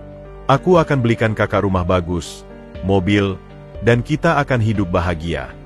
Rehan membalas pelukan itu, menyembunyikan air matanya. Ia berdoa dalam hati agar janji Rama itu bisa terwujud. Bahwa ikatan mereka cukup kuat untuk bertahan meski dipisahkan oleh jarak dan mungkin takdir. Ketika hari keberangkatan semakin dekat, Rehan menyadari bahwa ujian terbesarnya bukanlah mengumpulkan uang untuk pendidikan Rama, tapi melepaskan adik yang telah ia besarkan dengan susah payah, jika memang itu yang terbaik untuk masa depan Rama. 17 tahun telah berlalu sejak pagi berkabut itu, ketika seorang bayi dalam kardus mengubah hidup Rehan selamanya. Kini, Rama telah tumbuh menjadi pemuda tampan berusia 17 tahun, berdiri gagah dengan toga wisudanya yang berwarna hitam. Rehan duduk di barisan paling depan. Matanya berkaca-kaca menyaksikan adiknya menerima ijazah SMA dengan predikat terbaik. Untuk kakak tersayang, ucap Rama dalam sambutannya di atas panggung. Suaranya lantang dan penuh keyakinan. yang telah mengajarku bahwa keluarga bukanlah tentang darah, tetapi tentang siapa yang selalu ada saat kita membutuhkan. Terima kasih telah menjadikanku orang yang aku sekarang. Sesaat setelah upacara, di halaman sekolah yang dipenuhi keluarga bahagia, Rama memeluk Rehan erat. Aku tidak akan bisa sampai di sini tanpa kakak. Rehan membalas pelukan itu, hatinya penuh dengan kebanggaan yang tak terkira. Kakak selalu percaya padamu, Dik. Mereka pulang dengan langkah ringan, membicarakan rencana Rama untuk kuliah di Jakarta yang akan dimulai dalam 2 bulan.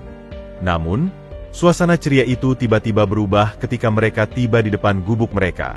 Sebuah mobil mewah berwarna hitam, mobil yang sama yang pernah mereka lihat berkali-kali, terparkir persis di depan rumah mereka. Dari dalam mobil, turunlah sepasang suami istri dengan pakaian yang elegan. Wanita itu terlihat begitu anggun, dengan mata yang sama persis dengan mata Rama. Pria di sampingnya berdiri tegak, wajahnya penuh dengan emosi yang tertahan. Rehan merasa kakinya bagai dijejali beton.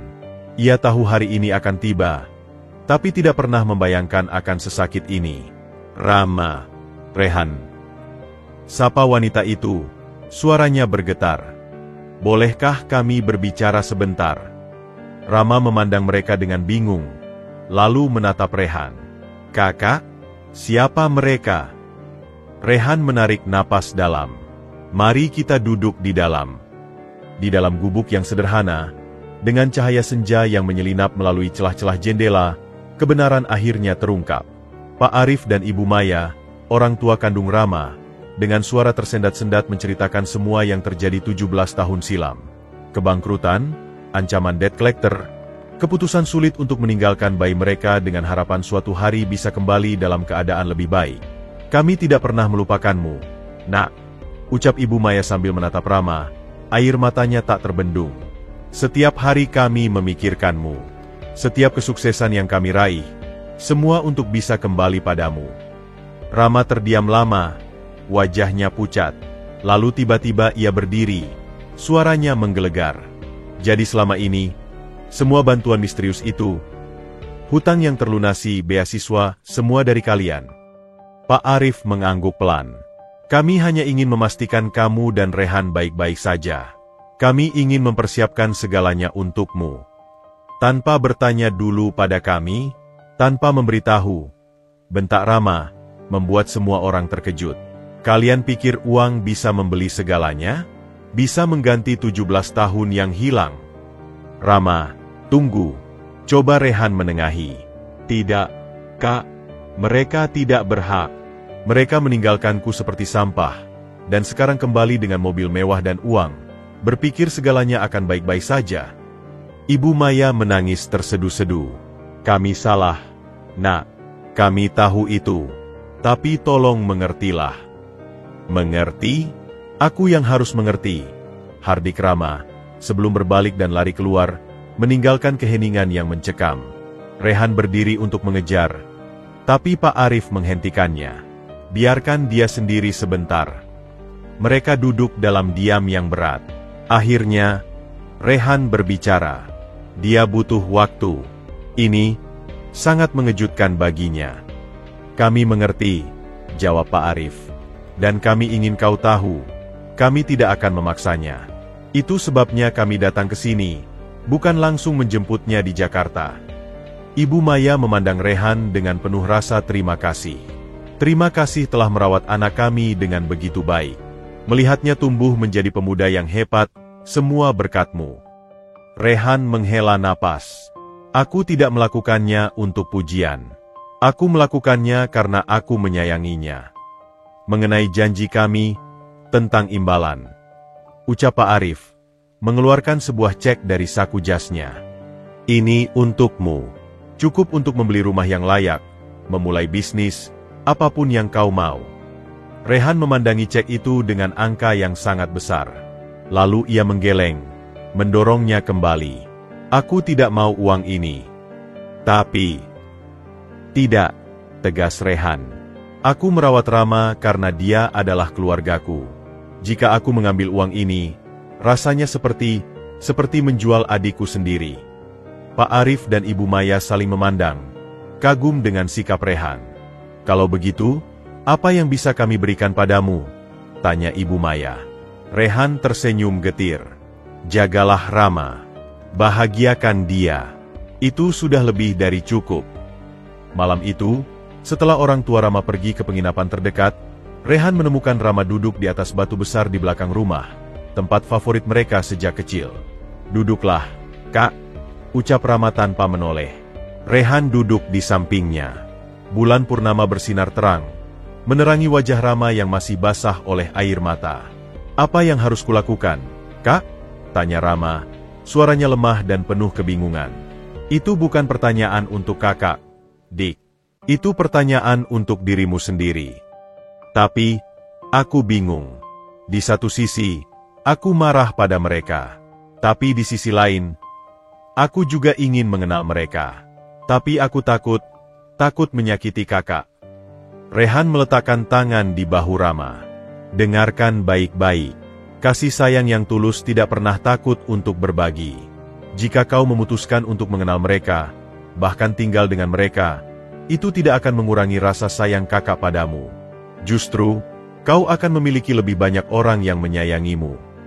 Rama memandang kakaknya. Matanya berkaca-kaca. Benarkah? Kakak berjanji. Keluarga bukanlah soal kepemilikan, Rama. Keluarga adalah tentang kebahagiaan bersama. Dan jika dengan mengenal mereka kau akan lebih bahagia, maka itu yang terbaik. Mereka duduk dalam keheningan beberapa saat, hanya ditemani oleh suara jangkrik dan desiran angin malam. Kak, aku punya ide, ucap Rama tiba-tiba. Aku akan beri mereka kesempatan.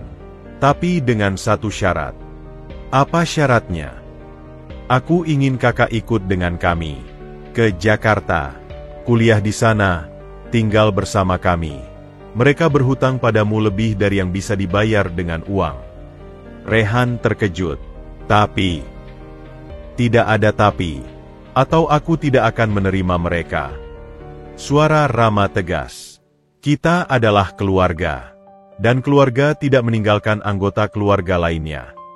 Keesokan harinya, Rama menyampaikan keputusannya pada orang tua kandungnya. Dan dengan air mata kebahagiaan, mereka menyetujui syarat tersebut. Rumah kami adalah rumahmu juga, Rehan, ucap Pak Arif, menjabat tangan Rehan erat-erat. Kau adalah bagian dari keluarga kami sekarang. Beberapa minggu kemudian, sebuah pemandangan mengharukan terlihat di depan gubuk tua itu. Rehan dan Rama berdiri memandangi rumah yang telah menjadi saksi bisu perjuangan dan kasih sayang mereka. Apakah kakak sedih meninggalkan tempat ini? Tanya Rama. Rehan menggeleng. Senyum mengembang di wajahnya. Rumah bukanlah tentang tembok dan atap, Dik. Rumah adalah tentang di mana hati kita berada. Dan hatiku akan selalu berada dimanapun kau berada. Mereka memeluk erat, lalu berbalik menuju mobil yang menunggu. Gubuk tua itu tetap berdiri kokoh, seakan mengucapkan selamat tinggal pada dua penghuninya yang telah mengajarkan pada dunia tentang arti keluarga sejati, bahwa keluarga tidak selalu dimulai dari darah, tetapi dari pilihan untuk mencintai tanpa syarat, berkorban tanpa pamrih, dan percaya bahwa ikatan hati jauh lebih kuat daripada ikatan DNA manapun. Dan dalam perjalanan menuju kehidupan baru mereka, Rehan tahu bahwa ini bukanlah akhir, melainkan babak baru dari sebuah kisah yang akan terus berlanjut. Sebuah kisah tentang cinta, pengampunan, dan keluarga yang ditemukan di tempat yang tak terduga.